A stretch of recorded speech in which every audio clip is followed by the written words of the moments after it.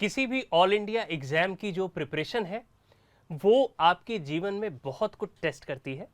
आपके उस एग्जाम, उस सब्जेक्ट की नॉलेज के साथ साथ आपकी इमोशनल स्टेबिलिटी का चेक होता है और इनफैक्ट उसके साथ साथ आपके जीवन में जो आने वाले बहुत सारे चैलेंजेस हैं उनको आप कैसे डील करने वाले हैं, उन क्षमताओं का भी टेस्ट होता है। तो ये सारी बातों पे एस्पिरेंट्स जितने भी एग्ज़ाम देते हैं उनके मन में बहुत सारे सवाल होते हैं। उन सारे सवालों के साथ अपनी प्रिपरेशन को बनाए रखना वास्तव में एक बहुत बड़ा चैलेंज है। ये हमने फेस किया है अपनी प्रिपरेशन के टाइम पे, और उस एक्सपीरियंस के थ्रू जो स्टूडेंट्स हमसे क्वेश्चन पूछते हैं आज हम उनका जवाब देने के लिए यहाँ मौजूद हैं। स्वागत करते हैं आपका मेडीजी के यूट्यूब चैनल पे। मैं अमरिंदर सिंह हूँ, मेरे साथ आश्चर्य बंसल सर हैं। आज हम बात करने वाले हैं गेट 2025 की स्ट्रेटजी के बारे में कि अगर हम यहाँ से शुरू करके गेट 2025 को क्रैक करना चाहते हैं एक अच्छी रैंक के साथ, तो हमारी स्ट्रेटजी क्या होने वाली है। तो सबसे पहले हम आपको ये बताते हैं इस वीडियो में कि जो भी ब्रांचेस गेट के लिए एलिजिबल हैं वो सारी ब्रांच की कॉमन बातें हम यहाँ करेंगे। इसके साथ साथ एक बहुत इंपॉर्टेंट सवाल होता है आप लोगों का कि कितनी रैंक तक, क्योंकि बहुत सारे लोग जो गेट की प्रिपरेशन करते हैं उनमें से पीएसयू में जाने के लिए बहुत सारे लोग इंटरेस्टेड होते हैं, तो कितनी रैंक तक general category, EWS category, OBC category, SC category, ST category को आप एक्सपेक्ट कर सकते हैं कि आपकी पीएसयू से कॉल आ सकती है। उसके साथ साथ लमसम कितने मार्क्स में अगर हम कन्वर्ट करें, हालांकि मार्क्स को कहना बहुत मुश्किल है क्योंकि वो पेपर के लेवल पे बहुत ज़्यादा डिपेंड करता है। आइए शुरुआत करते हैं इस सारे डिस्कशन की। आपके सवालों को हम कवर करेंगे और इसके साथ साथ लास्ट में हम जो मैंने आपको बताया गेट की रैंक और पीएसयू की कॉल के रिलेशन को भी कवर करेंगे। तो सर बच्चों के जितने भी सवाल आ रहे थे आपने और मैंने कलेक्ट किए हैं और उनको हमने यहाँ लिख रखा है, तो एक एक करके हम सवालों की शुरुआत करें। तो सर सबसे पहला सवाल जो बच्चों का है, सर सबसे पहला तो ये है, I am college going student, how can I plan my preparation along with the college. So एक बड़ा एक कॉमन सा सवाल है। तो काफ़ी सारे स्टूडेंट्स हैं, हमने देखा है क्योंकि गेट का जो स्कोर कार्ड है that is valid for 3 years, तो इस वजह से काफ़ी सारे स्टूडेंट 3rd ईयर के अंदर भी पेपर देते हैं, 4th ईयर के में भी दे सकते हैं। सो वो कॉलेज के साथ कैसे मैच कर सकें प्रिपरेशन को, क्योंकि उनको कॉलेज के अंदर भी टाइम देना है, साथ में प्रिपरेशन एक अलग डिफरेंट लेवल से होती है, तो वो कैसे टाइम को मैनेज करें और जो ऑनगोइंग सब्जेक्ट्स हैं कॉलेज के अंदर और जो यहाँ डिफरेंट लेवल से सब्जेक्ट्स को आप अंडरस्टैंडिंग करते हैं उसको कैसे मैनेज करें। राइट। तो इसके बारे में आप क्या कहना चाहेंगे। सर इसमें मुझे लगता है हमारे अगर कॉलेज गोइंग हम बच्चों की बात करें तो हमारे पास 2 तरीके के बच्चे होंगे। एक जो अभी जब नोटिफिकेशन आया है एग्जाम का तो वो सोच रहे हैं कि चलो अब तैयारी स्टार्ट की जाए, और एक जो लोग पहले तैयारी शुरू कर चुके हैं। तो जो लोग पहले तैयारी शुरू कर चुके हैं उनके लिए तो वो 2-4 सब्जेक्ट अपने कवर कर चुके होंगे, और जिन्होंने अभी सोचा है तो उनके लिए तो एक फ्रेश स्टार्ट है। तो अगर हम बात करें जो लोग तैयारी पहले स्टार्ट कर चुके हैं उनकी, तो 2-4 सब्जेक्ट जो आपने कवर किए हैं कॉलेज के साथ, तो इतना आपको समझ में आ गया होगा कि कॉलेज के शेड्यूल के साथ आपको सेल्फ स्टडी का टाइम कितना मिलता है। जैसे अगर सर मैं अपनी राय रखूं, और मुझे लगता है दोनों लोगों की राय एक बड़ी कॉम्प्रिहेंसिव हो जाएगी बच्चों के लिए, और एक बड़ी क्या कहते हैं कि दोनों 360 डिग्री पर्सपेक्टिव बच्चों को मिल जाएगा। क्योंकि आप लोग बहुत सारे लोग मेरे को या सर को जानते होंगे, और जो लोग सर हमसे पढ़े हैं इनमें बहुत सारी ब्रांचेस के लोग हमसे नहीं भी पढ़े हैं, तो हम दोनों का तरीका, हम दोनों सब्जेक्ट भी सेम शेयर करते हैं लेकिन बहुत ही अलग तरीका है दोनों अलग का। तरीका, सेम चीज को पढ़ाने का, सेम सब्जेक्ट्स को पढ़ाने का अलग तरीका है। और इनफैक्ट सर जैसे मैं क्लास में जाता हूं तो बहुत सारे बच्चे ऐसे हैं जो आपके तरीके को ज्यादा पसंद करते हैं क्योंकि उससे ज्यादा रेजोनेट करते हैं। कुछ बच्चे ऐसे हैं जो मेरे तरीके से रेजोनेट करते हैं। तो इसीलिए मैंने ये बात कही कि हम दोनों जब अपनी अपनी राय रखेंगे तो एक 360 डिग्री का पर्सपेक्टिव बच्चों को मिल जाएगा। तो सबसे पहले अगर आपको ये पता लग चुका है कि आपको कितना समय सेल्फ स्टडी के लिए मिल रहा है, जैसे मान लो अगर आपका कॉलेज है 9 to 5 आप कॉलेज जाते हैं, सैटरडे संडे आपको छुट्टी मिलती है। अब उसमें मैं ये मान के चल रहा हूँ कि सर जैसे कॉलेज में चाहे कितना भी प्रेशर हो, बट आप 5 दिन और 9 to 5 लगातार तो बच्चा नहीं जाता होगा। इनफैक्ट ज्यादातर कॉलेजेस में लंच के बाद जो लैब होती है उसमें लोग स्किप कर देते हैं। हैं। तो अगर आप ये समझो कि आप 2-3 बजे तक आ जाते हो रूम पे वापस और अपना थोड़ा बहुत मस्ती का टाइम भी निकाल लो, तो 4 घंटे 3 घंटे ये रोज निकाल सकते हैं रेगुलर डेज पे, और सैटरडे संडे में मुझे लगता है 7 घंटे 6 घंटे निकाले जा सकते हैं। हो सकता है। बट इसके अंदर मैं एक और चीज़ ऐड करना चाहूँगा कि स्पेशली जो थर्ड ईयर के स्टूडेंट हैं जिनको मैं देखता हूँ, सो आपको अगर शुरू में टाइम कम भी मिलता है, क्योंकि थर्ड ईयर में हम ये देखते हैं कि क्लासेस ज़्यादा होती है फोर्थ ईयर के अंदर, क्योंकि प्रोजेक्ट वर्क होता है, Right. तो टाइमिंग ज़्यादा मिल जाती है। और हमारे टाइम में हमारे कॉलेज से जहाँ से मैंने करा है वहाँ तो मैंने ये शेड्यूल देखा था कि फोर्थ ईयर वालों का 4 डे वीक होता था और फर्स्ट सेकंड थर्ड ईयर वालों का मंडे टू फ्राइडे होता था। और काफ़ी कॉलेजेस के अंदर मैंने एक और चीज़ देखी है, काफ़ी कॉलेजेस के अंदर 6 मंथ्स का जो समर ट्रेनिंग प्रोग्राम होता है वो आपका 7 सेमेस्टर होता है। तो फोर्थ ईयर में हमें टाइम बहुत ज़्यादा मिलता है, तो थर्ड ईयर में आप प्रिपरेशन स्टार्ट कर सकते हैं। बट आप ये मत सोचिए कि उसके केस के अंदर अगर प्रिपरेशन अप टू लेवल नहीं कर पा रहे हैं, जैसे सर ने बोला कि 4-5 घंटे, और सर ने फिर एक और चीज़ बोल दी कि सैटरडे संडे पढ़ाई करनी है आपको, ठीक है ठीक, जो कि बहुत ही मुश्किल होता है कॉलेज टाइम के अंदर, कॉलेज लाइफ के अंदर। ओके, और क्योंकि आपको प्लेसमेंट्स में भी ध्यान देना होता है साथ में, क्योंकि कंपनीज आती हैं, तो वहाँ पे भी हमारा कहीं ना कहीं होता है एक मोड कि एक बार चलो चल के तो देखते हैं कि हमें कहाँ पे जॉब मिलती है, क्या होता है। सो उस केस में आप स्टार्ट जरूर करिए, क्योंकि जो थर्ड ईयर में आप गेट का पेपर देंगे एक तैयारी करने के बाद, वो आपका एक रिदम तय करेगा। तो आपने सपोज 1 घंटे 2 घंटे 3 घंटे आपने पढ़ना स्टार्ट करा, तो डेली डेली आप धीरे धीरे टाइम देना स्टार्ट करेंगे, and that will improve your habits, और आपको एक अंडरस्टैंडिंग आएगी कि क्वेश्चन किस टाइप से होते हैं। सेकंड एडवांटेज मेरे को सबसे बड़ी थर्ड ईयर के कैंडिडेट्स के लिए ये लगती है कि सर काफ़ी सारे सब्जेक्ट्स किसी भी ब्रांच में आप देखेंगे गेट के अंदर सेकंड और थर्ड ईयर के सब्जेक्ट्स काफ़ी सारे हैं जो गेट के सिलेबस में। सो उसमें आपके यूनिवर्सिटी एग्जाम में भी फ़ायदा होगा, क्योंकि वो जो सब्जेक्ट्स अगर आप थर्ड ईयर के अंदर हैं तो आप कि 2 सेमेस्टर्स होंगे, और 2 सेमेस्टर्स में ऑलमोस्ट 6-6 सब्जेक्ट होते हैं एक में, तो 12 सब्जेक्ट होंगे। 12 में से अगर 4 या 5 सब्जेक्ट्स भी कॉमन हो गए तो आपके वहां पे भी रैंक इंप्रूव हो जाएगी। क्यों? क्योंकि उसको आप बल्कि और ज़्यादा जो स्टूडेंट जो प्रिपरेशन कर रहे हैं उनसे और ज़्यादा डेप्थ में पढ़ेंगे। क्यों? क्योंकि आप कॉलेज के अंदर भी पढ़ रहे हैं, वो आपके सेमेस्टर में भी इंप्रूवमेंट कर रहा है, आपकी थ्योरी भी स्ट्रांग हो रही है, आपके कन्वेंशनल न्यूमेरिकल भी स्ट्रांग हो रहे हैं, और साथ में आप गेट के पेपर्स लगा रहे हैं तो आपका वो भी स्ट्रांग हो रहा है। सो कहीं ना कहीं ये ज़्यादा बल्कि एडवांटेज होगा स्पेशली थर्ड ईयर के कैंडिडेट्स के लिए और ज़्यादा। अच्छा सर, आपने जो बात कही रिगार्डिंग दी जो हेल्प मिलती है बच्चों को जो सब्जेक्ट्स कॉमन होते हैं, इसमें इनको मैं ये बात रिमाइंड करा दूं, अगर पहले से पता है तो, नहीं पता है तो बता देता हूं मैं आपको, कि आपको अपने जो सीजीपीए या परसेंटेज है पूरी कोशिश करनी है कि वो 65-70% से ऊपर रहे, क्योंकि बहुत सारे जो कंपनीज हैं वो कट ऑफ ही ऐसा आपको निकालेंगी, या एमटेक के कॉलेजेस भी हैं कि 65% से नीचे पे आप नहीं बैठ पाओगे। जनरल की मैं बात कर रहा हूँ, 5% का रिलैक्सेशन जैसे ऑयल सेक्टर है आपको, ऑयल सेक्टर 65% से ऊपर लेता है नॉर्मली। तो ये आपको ध्यान रखना है। अगर कोई सोच रहा है ठीक है मस्ती करो, सारी चीजें सही है, बट भविष्य में जाके जब भी आप सीरियसली होते हो, जॉब के लिए आगे बढ़ते हो, तो ये चीज आपके प्रिपरेशन के या चीजों में बाधा ना बने, बैरियर ना बने, उसका आपको ध्यान रखना है। कि मैं तो सर बोलूंगा कि 70% से ऊपर अगर आप रख रहे हैं तो यू आर कंफर्टेबल।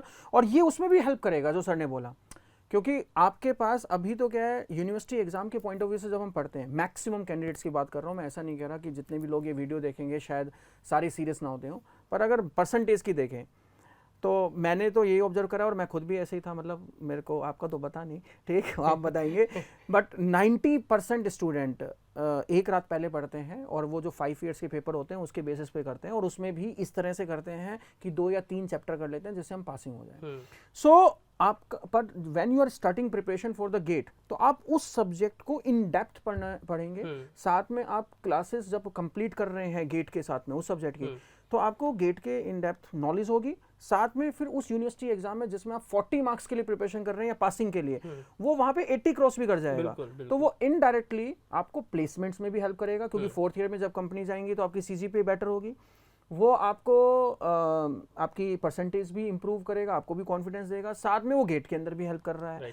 तो एंड एक और चीज मैं इसमें ऐड करना चाहूंगा कि गेट के पेपर में भी मैथमेटिक्स और एप्टीट्यूड का एक सेक्शन होता है जिसके 28 मार्क्स होते हैं आउट ऑफ 100, और एप्टीट्यूड एक ऐसी चीज है जिसके बिना हमारी प्राइवेट कंपनीज में भी जॉब नहीं लग सकती। तो इट मीन्स अगर आप गेट की प्रिपरेशन करते हैं, सो मे बी इनिशियली शायद आप सीरियस ना हो, ओके, बट बाद में धीरे धीरे आपको पता चलेगा वो आपके प्राइवेट कंपनीज जितनी भी रिक्रूट करने आती हैं वहाँ पे भी बहुत ज़्यादा हेल्प करेगा।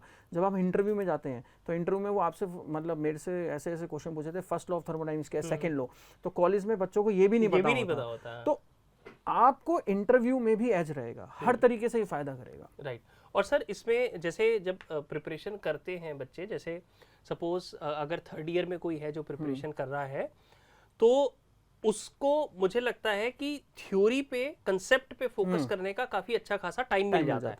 तो आपको अगर जैसे सर ने बताया, अगर आपको जो जनरल सर पैटर्न होता है कि फाइनल ईयर में थोड़ा समय ज्यादा मिलता है because of the project work, तो अगर आपको टाइम कम भी मिल रहा है तो बिल्ड योर कंसेप्ट्स स्ट्रॉन्ग, और उससे क्या होगा कि आप जब अपने सेमेस्टर एग्जाम्स भी देते हो ना सर। अच्छा, एक बहुत बात मैंने देखी है कि कॉलेज में बच्चे क्या करते हैं, जैसे सेमेस्टर के पेपर्स, हमने इजी स्टेप का कोर्स रिकॉर्ड किया था, तो उसके मैंने सेमेस्टर के इनके पेपर्स देखे वो रिकॉर्ड करने से पहले। तो क्या होता है कि थ्योरी वाला पार्ट है और क्वेश्चंस वाला पार्ट है, तो बहुत सारे, अब इसमें क्या चॉइस होती है, तो बहुत सारे लोग जिन्होंने डेप्थ में नहीं पढ़ा है वो हमेशा ना थ्योरी चूज करते हैं कि चलो कुछ लिख के आ जाएंगे, कुछ तो नंबर मिल जाएंगे।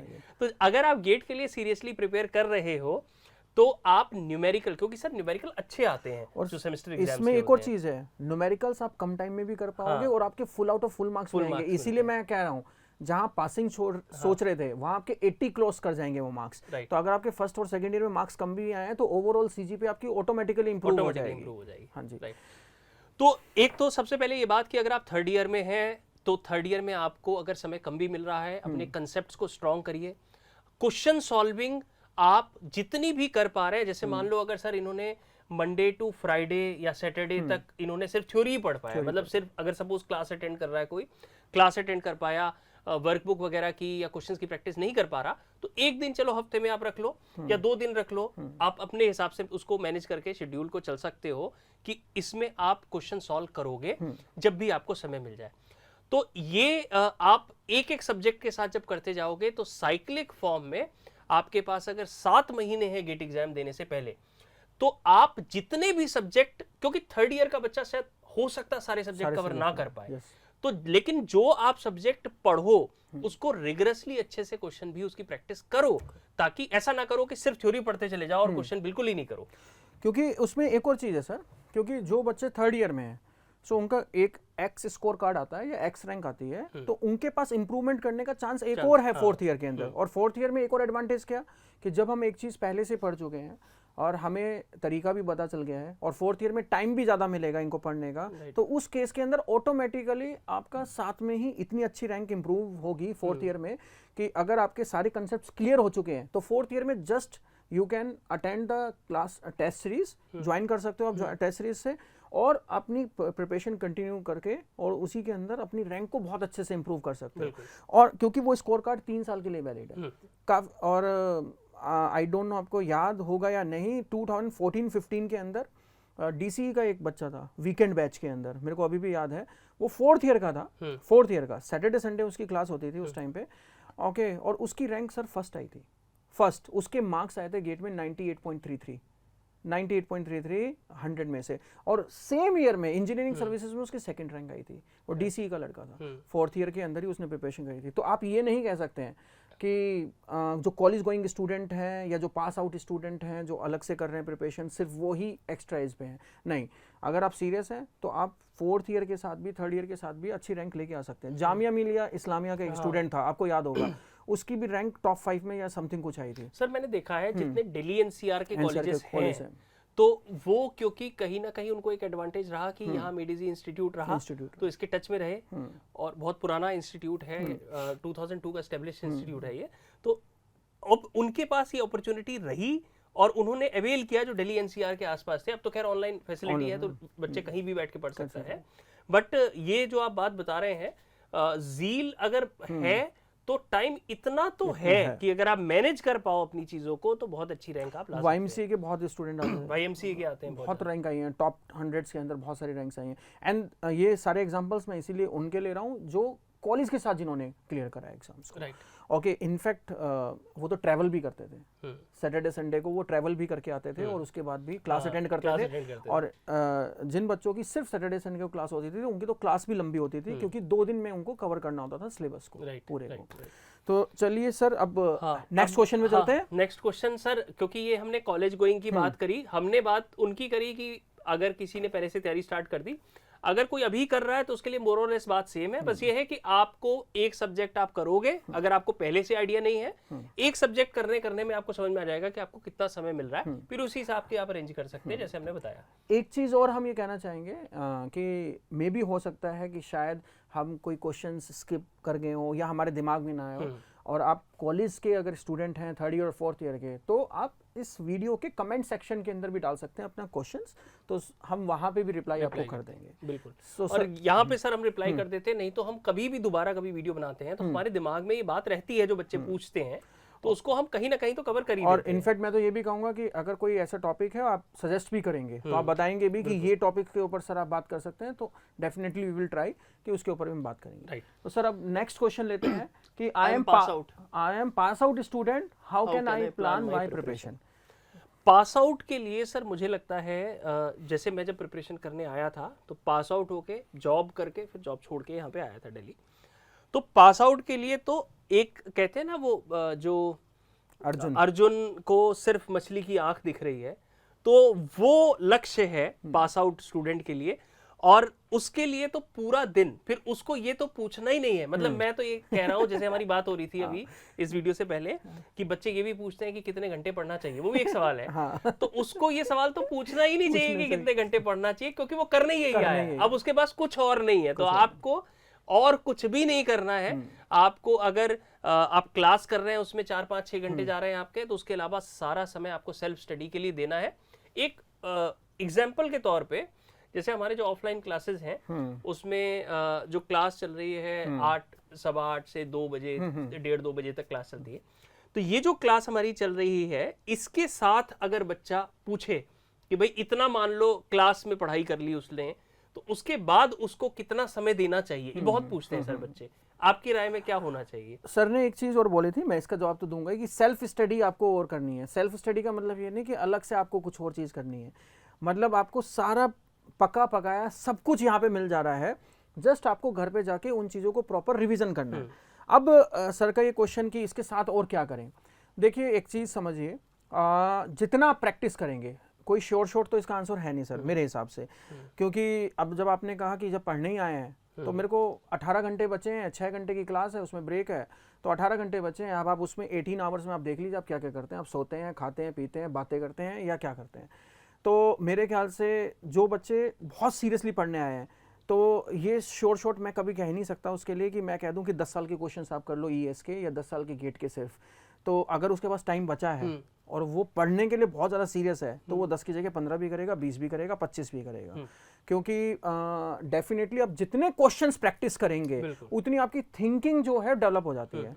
तो इसी वजह से ये जरूर है कि आप 10 ईयर्स के गेट के पेपर जरूर करें, मस्ट है। 10 ईयर मतलब वो तो मस्ट ही है। और इनफैक्ट मैं तो ये कहूंगा कि अगर आपने मेडिस की क्लासेस करी हैं तो 10 ईयर्स के गेट तो आपके 1 घंटे में खत्म हो जाते हैं, क्योंकि वो सारे के सारे क्वेश्चन हम 90% क्लास में कवर हो जाते हैं। सो आप 20 ईयर्स के कम से कम करिए गेट के क्वेश्चंस कम से कम, और उसके बाद हो सके तो 10 ईयर्स के मिनिमम कह रहा हूं मैं, इंजीनियरिंग सर्विसेज के ऑब्जेक्टिव्स के क्वेश्चंस करिए। Maybe your preparation for the GATE exam, but ES के अंदर जो कॉमन सिलेबस है गेट और ईएस का, उस कॉमन सिलेबस के क्वेश्चंस आप जरूर प्रैक्टिस करिए। उससे आपका क्या होगा, आपका थिंकिंग स्ट्रांग होगा, थ्योरेटिकल क्वेश्चंस होंगे। Second thing is engineering services में क्योंकि कैलकुलेटर अलाउड नहीं है, तो आपकी स्पीड भी कहीं ना कहीं वो इंप्रूव करता है। एंड नेक्स्ट एडवांटेज इज कि आपके पास जब आप पीएसयू के पेपर देने जाते हैं, पीएसयू में कैलकुलेटर नहीं होता है काफी में, तो वहां पे काफी हद तक काफी सारे क्वेश्चंस ईएस के भी पिकअप किए जाते हैं। सो काफी तरीके से ये आपको हेल्प करेगा। तो सबसे पहले तो क्लास के नोट्स जो सर ने पढ़ाया है, जो मैंने पढ़ाया है, जो आपके टीचर्स आपको पढ़ा रहे हैं सारी ब्रांचेस के अंदर, ओके। सेकंड, उसके बाद में जो क्लास के अंदर वर्कबुक्स होती हैं वहाँ पे आप वो क्वेश्चंस कर सकते हैं, उसमें डिस्कशन कर सकते हैं। थर्ड, उसके बाद में मेड इजी ने चैप्टर वाइज बना रखे हैं गेट के क्वेश्चन, चैप्टर वाइज, कि आपका एक चैप्टर खत्म हुआ है सॉम का, आपका एफएम का, तो आप उस चैप्टर को कंप्लीट करिए। तो गेट के ऐसे कर लीजिए, फिर उसके बाद इंजीनियरिंग सर्विसेज के, उसके बाद आप टेस्ट पेपर के अंदर आइए।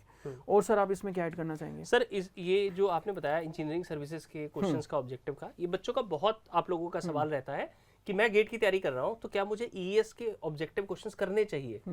तो देखो जैसे सर ने बोला है, आपको ना क्वेश्चन सॉल्विंग हमेशा हेल्प करती है सर। इनफैक्ट कई जो बच्चे हैं जिनको कुछ कुछ सब्जेक्ट टफ लगते हैं, जैसे सपोज थर्मोडायनामिक्स में पढ़ाने गया तो उसमें उनको टफ लग रहा है कि एंट्रोपी के क्वेश्चंस उन्हें ज्यादा टफ लग रहा है, तो आप ऐसे केसेस में, या सॉम सपोज कोई कर रहा है, कोई फ्लूइड मैकेनिक्स कर रहा है, उसको टफ लग रहा है सवाल, तो वो ऐसा कर सकता है कि जो इंजीनियरिंग सर्विसेज के आपके ऑब्जेक्टिव होते हैं वो थोड़े हल्के क्वेश्चंस होते हैं, तो आप पहले वो कर लो, 5 साल के कर लो मान लो, या 10 साल के कर लो, उसके बाद आप गेट के क्वेश्चंस पे आ जाओ, ताकि जो फॉर्मूला बेस्ड क्वेश्चन है या थोड़ा सा 1-2 स्टेप वाले क्वेश्चंस हैं, आप अगर उतना कर पा रहे हो तो आपको ना सब्जेक्ट में डर थोड़ा खत्म होगा, एक आइडिया लग जाता है। उसके बाद जब आप गेट के क्वेश्चंस अटेम्प्ट करने जाते हैं तो आपकी प्रैक्टिस भी अच्छी हो जाती है। और सर मैं तो ये कहना चाहूँगा, अगर आप पास्ड आउट हैं और फुल टाइम अगर आप यहीं पे दे रहे हैं, सो जैसे सर ने एंट्रोपी की बात करी, जैसे स्ट्रक्चर है, एनालॉग है, डिजिटल है, आपका फ्लूइड मैकेनिक्स है,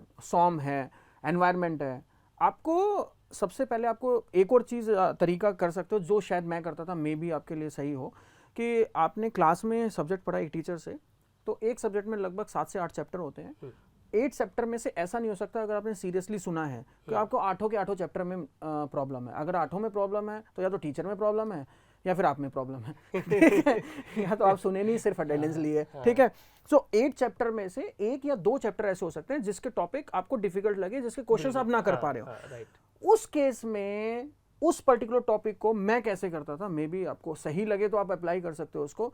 मैं उस टॉपिक के, जैसे एंट्रोपी आपने एग्जांपल लिया, तो जब सारे फर्स्ट लो है वो मेरे सारे क्वेश्चन हो रहे हैं, सॉम के अंदर मेरे पास एसएफडी बीएमडी के सारे क्वेश्चंस हो रहे हैं, पर स्लोप एंड डिफ्लेक्शन के नहीं हो रहे, जो एक थोड़ा सा टफ टॉपिक है, टेढ़ा टॉपिक है।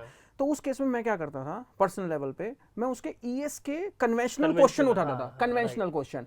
तो मैंने क्या करा, जैसे स्लोप एंड डिफ्लेक्शन है, ओके, कंजुगेट बीम मेथड है, सपोज एक एग्जांपल है, उसके अंदर एक मैकॉले मेथड है, तो उसका मैंने previous year conventional paper, conventional ES का, उसके उठाए, कंजुगेट बीम मेथड के ऊपर 2-3 क्वेश्चन उठाए, बड़े बड़े होते हैं, एक ही क्वेश्चन के अंदर लगभग कम से कम 10 से 15 कंसेप्ट होते हैं, और वो वाले क्वेश्चन वहां से कंप्लीट कर दिए। और उसके बाद जब मैं ऑब्जेक्टिव पे आया तो इतनी खतरनाक स्पीड होगी कि वो लगा मजाक है। सर ये आपने जो बोला ना, ये मैं भी I will second this statement, कि कई बार जैसे बच्चे पूछते हैं कि सर क्या कन्वेंशनल क्वेश्चन करने जरूरी है।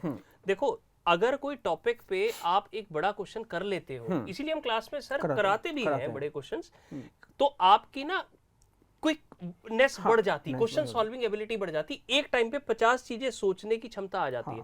तो एक बड़ा क्वेश्चन करने के बाद जब छोटा ऑब्जेक्टिव दिखता है ना, तो आपके लिए वो बहुत आसान हो जाता है सवाल। और सर ये वही चीज है ना, ये क्वेश्चंस हैं, ये फॉर्मुलेज हैं, ये हमारे दोस्त नहीं है, तो ये याद कैसे होंगे? अब हम छोटे बच्चे तो है नहीं कि फर्स्ट क्लास के सेकंड क्लास है, 2 into 2 2 into 2 एक पेज के ऊपर 1000 बार लिखेंगे। तो उसको तरीका क्या है? उसको तरीका ये है कि क्लास में आप कंसेप्ट समझिए, उसके बाद क्लास में जो भी टीचर क्वेश्चंस करा रहे हैं उसको दोबारा घर पे आके करिए, पर चीटिंग नहीं करनी, सॉल्यूशन देख के नहीं करना, ओके? तो सॉल्यूशन देख के नहीं, खुद से करना। और उसके बाद फिर आप उसके गेट के क्वेश्चंस उठाइए, ईएस के क्वेश्चंस उठाइए, और टेस्ट सीरीज के क्वेश्चंस उठाइए।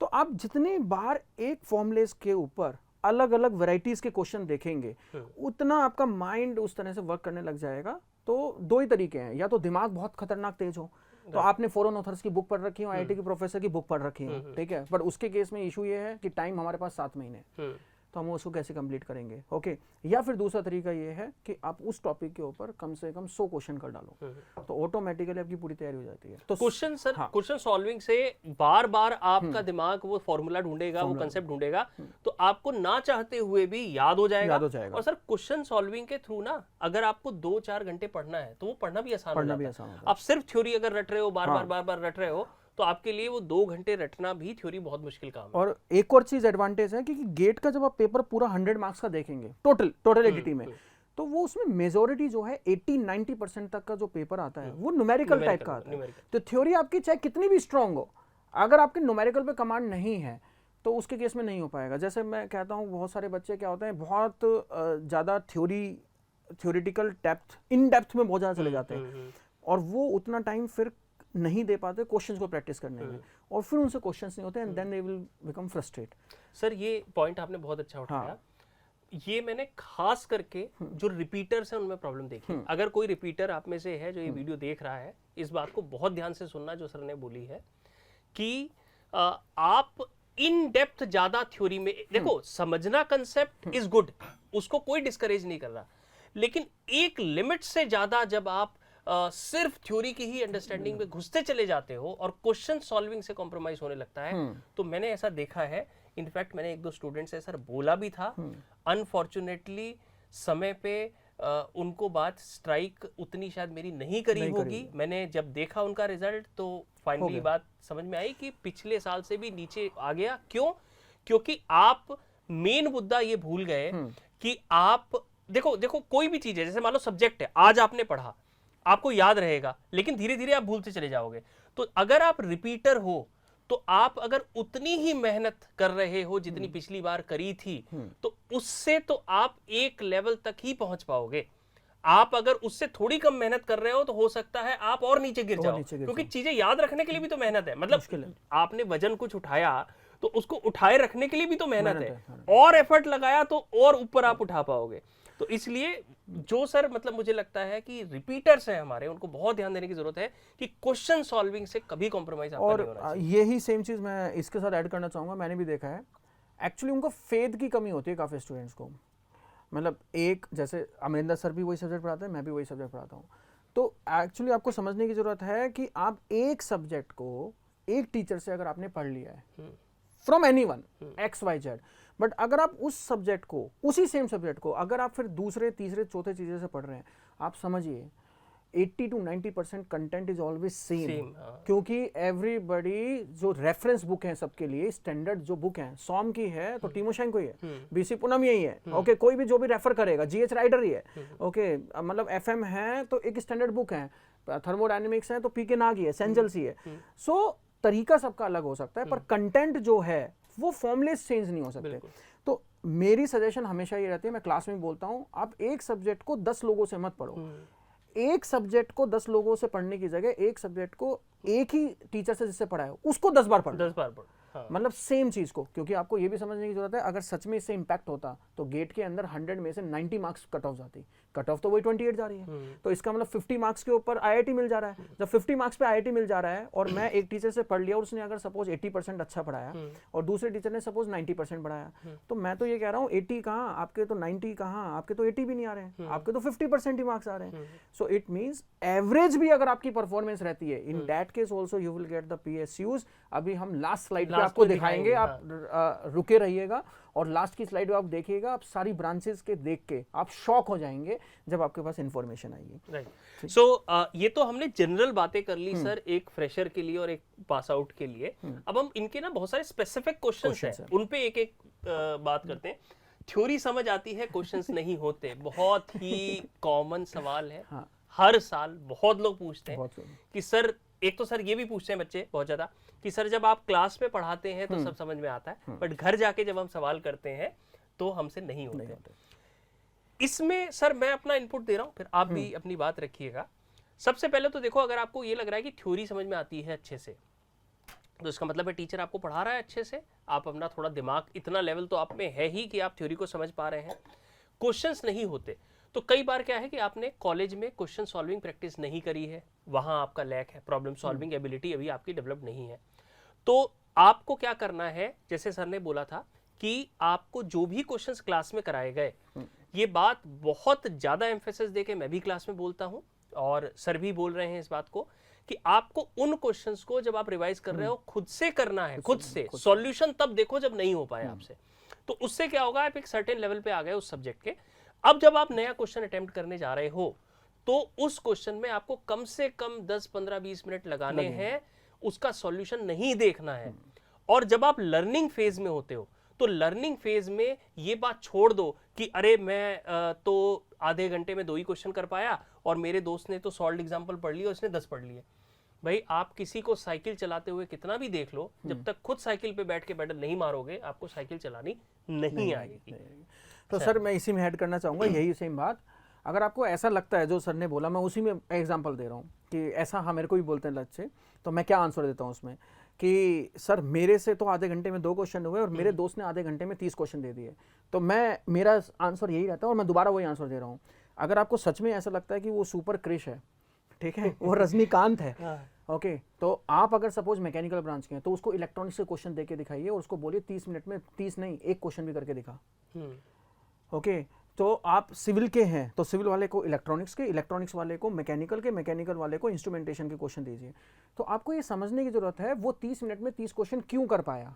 वो इसलिए कर पाया क्योंकि उसने कहीं ना कहीं आपसे ज्यादा मेहनत करी है। बिल्कुल। आपको इंस्टेड ऑफ गेटिंग डीमोटिवेटेड कि मेरे 30 मिनट में 2 क्वेश्चन हुए और उसके 30 मिनट में 30 क्वेश्चन हुए, आपको ये सोचना है कि इसका मतलब अगर आप 5 घंटे पढ़ रहे हैं वो शायद 10 घंटे पढ़ रहा है, शायद वो रिपीटर हो, ये भी हो सकता है, शायद वो ऑलरेडी एमटेक कहीं से कर रहा हो, शायद वो पीएसयू के अंदर जॉब कर रहा हो। तो आप एक बेस लेवल को लेके चलेंगे। शायद वो आईआईटी का स्टूडेंट हो और हम प्राइवेट कॉलेज के स्टूडेंट हैं, तो उसका बेस पहले से बनाओ। क्योंकि आपको ये समझने की जरूरत है, अगर मैं आईआईटी के किसी भी कॉलेज से बीटेक करके निकला हूं तो आपका फिजिक्स, केमिस्ट्री, मैथ कहीं ना कहीं प्राइवेट कॉलेज के बच्चे से बहुत ऊपर है और गेट ऑलमोस्ट वही है, फिजिक्स, मैथ्स और केमिस्ट्री। ओके, तो वो और उस लेवल में आने के लिए, अब मैं ये नहीं कह रहा हूं कि नहीं हो सकता, अगर नहीं हो सकता तो फिर मेरा कैसे हुआ, ठीक है, ठीक है, तो वह ये नहीं कह रहा हूं, बट उस लेवल में आने के लिए तो आपको उतनी मेहनत करनी पड़ेगी। ओके, तो आपको ये कंपैरिजन नहीं करना है कि मेरे दोस्त ने 30 मिनट में 30 क्वेश्चन कर लिए। In fact you should be happy कि वो आपका दोस्त है जिससे आप उससे डाउट पूछ सकते हो। अगर आपके ग्रुप में भी आपके जैसे ही हुए कि 30 मिनट में 2 क्वेश्चन करने वाले तो आप डाउट किससे पूछोगे? मतलब in fact you should be happy instead of jealous कि आपके पास एक ऐसा फ्रेंड सर्कल है, आप क्वेश्चन कर रहे हैं, डेली का एक टारगेट बनाइए कि मेरे को इस टॉपिक के क्वेश्चंस करने हैं कंप्लीट, और इसमें जो डाउट्स होंगे, क्योंकि देखो आपका फ्रेंड भी तैयारी करने आया है, ऐसा नहीं है कि वो आपको एक एक चीज समझा जाएगा, बट आपके पास कम से कम कोई तो है कि आप उसके पास गए, यार ये पॉइंट समझ नहीं आ रहा, उसने 1 मिनट में आपको बता दिया। पर आप सोचिए अगर आपके ग्रुप सर्कल में ऐसे दोस्त हैं जिनको खुद को कुछ नहीं पता और वो 30 मिनट में 2 कर रहे हैं, तो वो उतना टाइम वेस्ट कर देगा।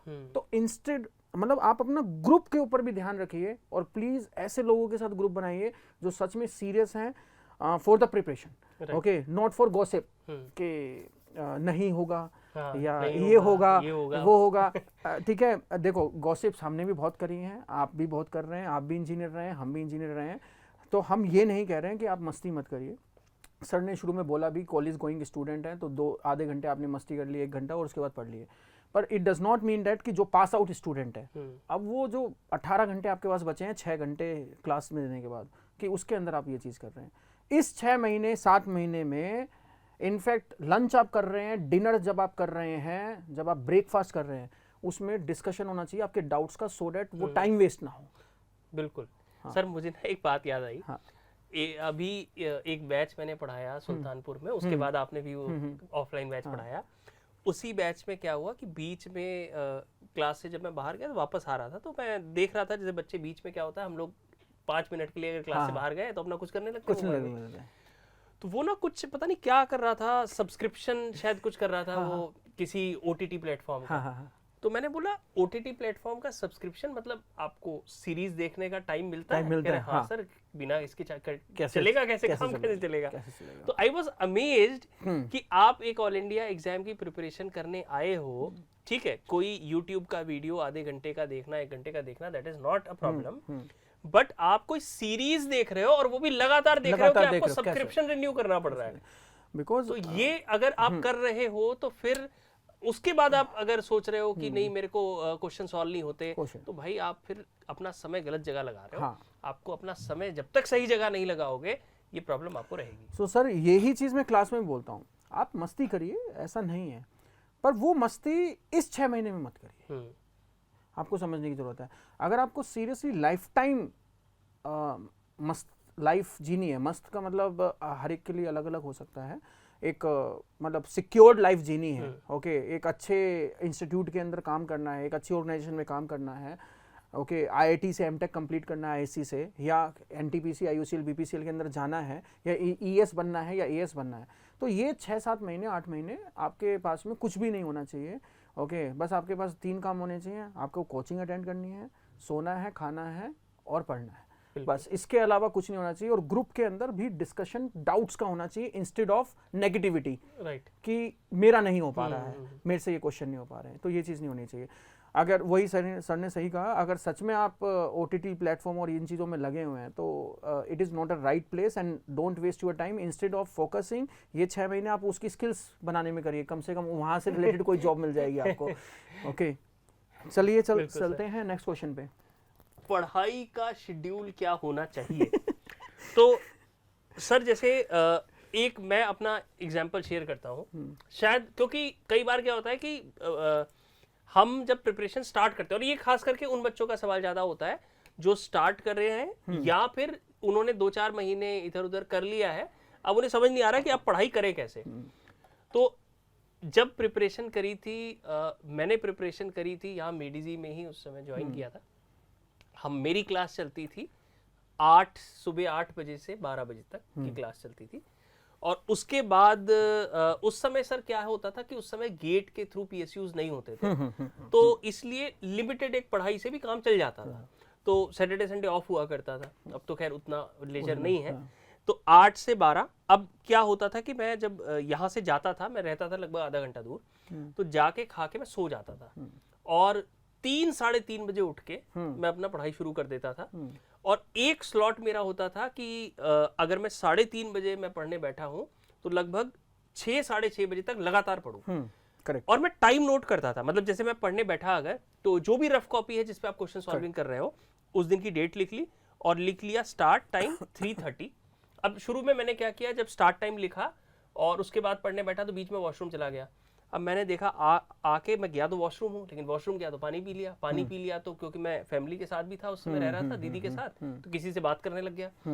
आप जब आओगे तो आप देखोगे 45 मिनट तो चले गए आप। करेक्ट। तो फिर मुझे ये समझ में आया कि भाई अगर इफेक्टिव टाइम निकालना है तो एक साथ लंबा पढ़ना पड़ेगा, कि ब्रेक का मतलब ब्रेक और पढ़ाई का मतलब पढ़ाई।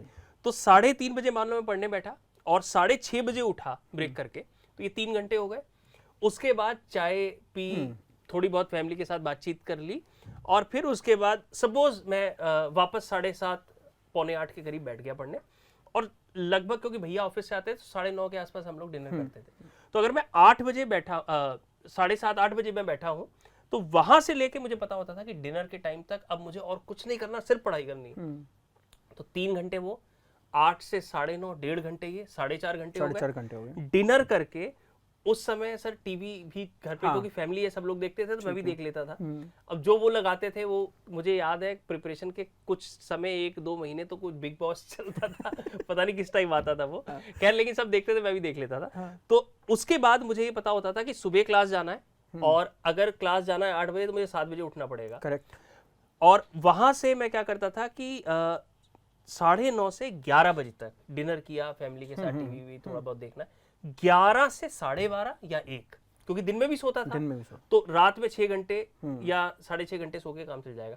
तो 3 + 1.5 4.5 प्लस 11 से 12:30 आप मान लो 1.5 और हो गया, यानी 6 घंटे हो गया। लेकिन ये एक दिन नहीं, इसको रिपीट करता गया, बस रिपीटेशन होती गई, रोज रिपीट। तो जब आप ये 6-6 घंटे रोज रिपीट करते चले जाओगे तो एक महीने के 180 घंटे होते हैं, और 7 महीने में 180 × 7। अब आप ये नहीं अगर कर रहे हो और आप एक दिन कर रहे हो, फिर 3 दिन नहीं पढ़ रहे हो, फिर एक दिन पढ़ रहे हो, 3 दिन नहीं पढ़ रहे हो, तो ये जो टोटल निकलता है ना आवर्स का जो आपने लगाए पढ़ाई में, ये ही गेम चेंजर हो जाता है एंड में।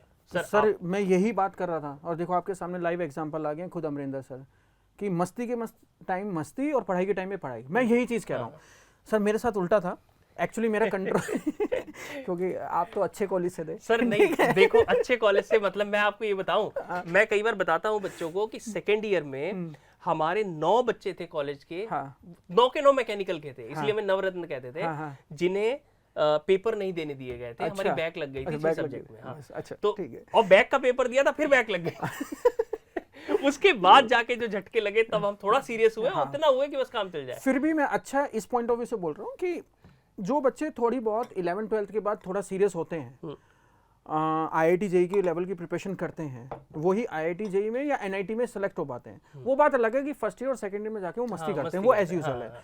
बट हमने तो 11th-12th में मस्ती करी ठीक है। सो मेरे केस में उल्टा था, क्योंकि मैं वही चीज़ कह रहा हूँ, जैसे आपने बोला ना OTT का वो ले रहे थे सब्सक्रिप्शन, ऐसे ही मेरे ऊपर भी कंट्रोल नहीं था। हमारे टाइम में तो ये चीज़ें नहीं थी, वेब सीरीज़ और ये चीज़, पर हमारे टाइम में इंटरनेट होता था।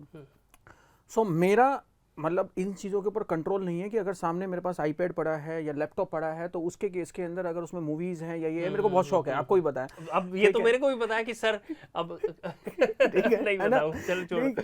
कोई भी सीरीज आती है, देखो मेरे को या हमारे ग्रुप में किसी को भी अगर एक, जैसे मान लो मेरे पास, मैं बहुत सारा सीरीज तो देखता नहीं, लेकिन मुझे कोई एक चीज देखनी है और मुझे ये पता है कि एक इंसान से पता लग जाएगा कि कौन सी अच्छी है, तो मैं बंसल सर से पूछूंगा। ठीक, पर मैं काम करता हूँ काम। ठीक, तो अब उसको कंटिन्यूएशन में करते हैं। तो जैसे घर में रहना, मेरा घर तो उस टाइम पे फरीदाबाद में था, और मैंने भी मेडी से कोचिंग ली है। 2007 से 8 का बैच था, बेरसराय में हमारी कोचिंग होती थी उस टाइम पे। तो कि घर पे रहूँगा तो पैम्परिंग होती थी, ये सारी चीज़ें। तो मैं शुरू में 1 महीने घर के साथ में मैनेज करा कोचिंग, पर ऐसे ही मेरा दिमाग खराब हुआ एक दिन बैठे बैठे। मेरे को ऐसा लगा कि मैं कर क्या रहा हूँ। मैं रोज़ अपने घर से क्लास आता हूँ, क्लास के अंदर मैं क्लास अटेंड कर दी 4 घंटे की, 1-1 घंटा मेरे ट्रैवलिंग में ख़राब हो रहा है, 6 घंटे। फिर घर पे जाके मैं सो जा रहा हूँ। जैसे ही मैं रात के 10 बजते हैं, घर वाले आ जाते हैं कि बेटा आप सो जाओ, ओके रात हो गई है, क्योंकि वो तो वही सेम पैम्परिंग टाइप का। और कभी सब्जी लाने के लिए, कभी सामान लाने के लिए, उस चीज़ के लिए कि ठीक है 5 मिनट के लिए चला जा, इस चीज़ के लिए। तो 1 महीना लिटरली मेरे को याद है, हमारा सबसे पहला सब्जेक्ट बी सिंह सर ने लिया था, सोम पढ़ाया था सर ने, उन्होंने हमें। तो उस केस के अंदर वो पूरा सोम कंप्लीट हो गया, और वो कोचिंग में ही कंप्लीट हुआ, मेरा नहीं हो पाया। तो मतलब मेरे को इतना गुस्सा आया अंदर से कि मैं कर क्या रहा हूँ, ओके। तो उसी दिन मैंने क्या करा, अपना घर से सामान उठाया और यहाँ आके बेरसराय में जाके रहने लग गया एक कमरे के अंदर। इनफैक्ट मैं फर्स्ट टाइम अपनी लाइफ में घर से बाहर रहा, क्योंकि मेरा कॉलेज भी मैंने अपने घर से ही करा है, डेली में बस से जाता था। और वहाँ पे स्टार्ट मैंने जब करा तो मेरे को समझ आया, जैसे ही मैं घर से उठ के क्लास के अंदर, और क्लास के साइड में ही मैंने हॉस्टल लिया 2 मिनट के रास्ते पे, कि कोचिंग वहाँ से उतरा और सामने ही हॉस्टल रूम था, उसमें लिया 2 मिनट के रास्ते पे, कि यहाँ पे भी टाइम वेस्ट ना हो, ओके। तो उस केस के अंदर मेरे को ड्रास्टिक चेंज, एक दिन के अंदर मेरे को 10-10 घंटे मिलने लग गए पढ़ने के, और मेरे इफेक्टिवनेस इतना खतरनाक इंक्रीज हो गया। और उस केस में तो मैंने और क्या एडवांटेज ली कि मेरा घर सिर्फ 30 मिनट्स दूर था, 30-35 मिनट्स दूर, और मेरे घर वालों ने बाइक भी प्रोवाइड कर rखी थी कि तुम आ जा सकते हो, और वो बुलाते रहते थे।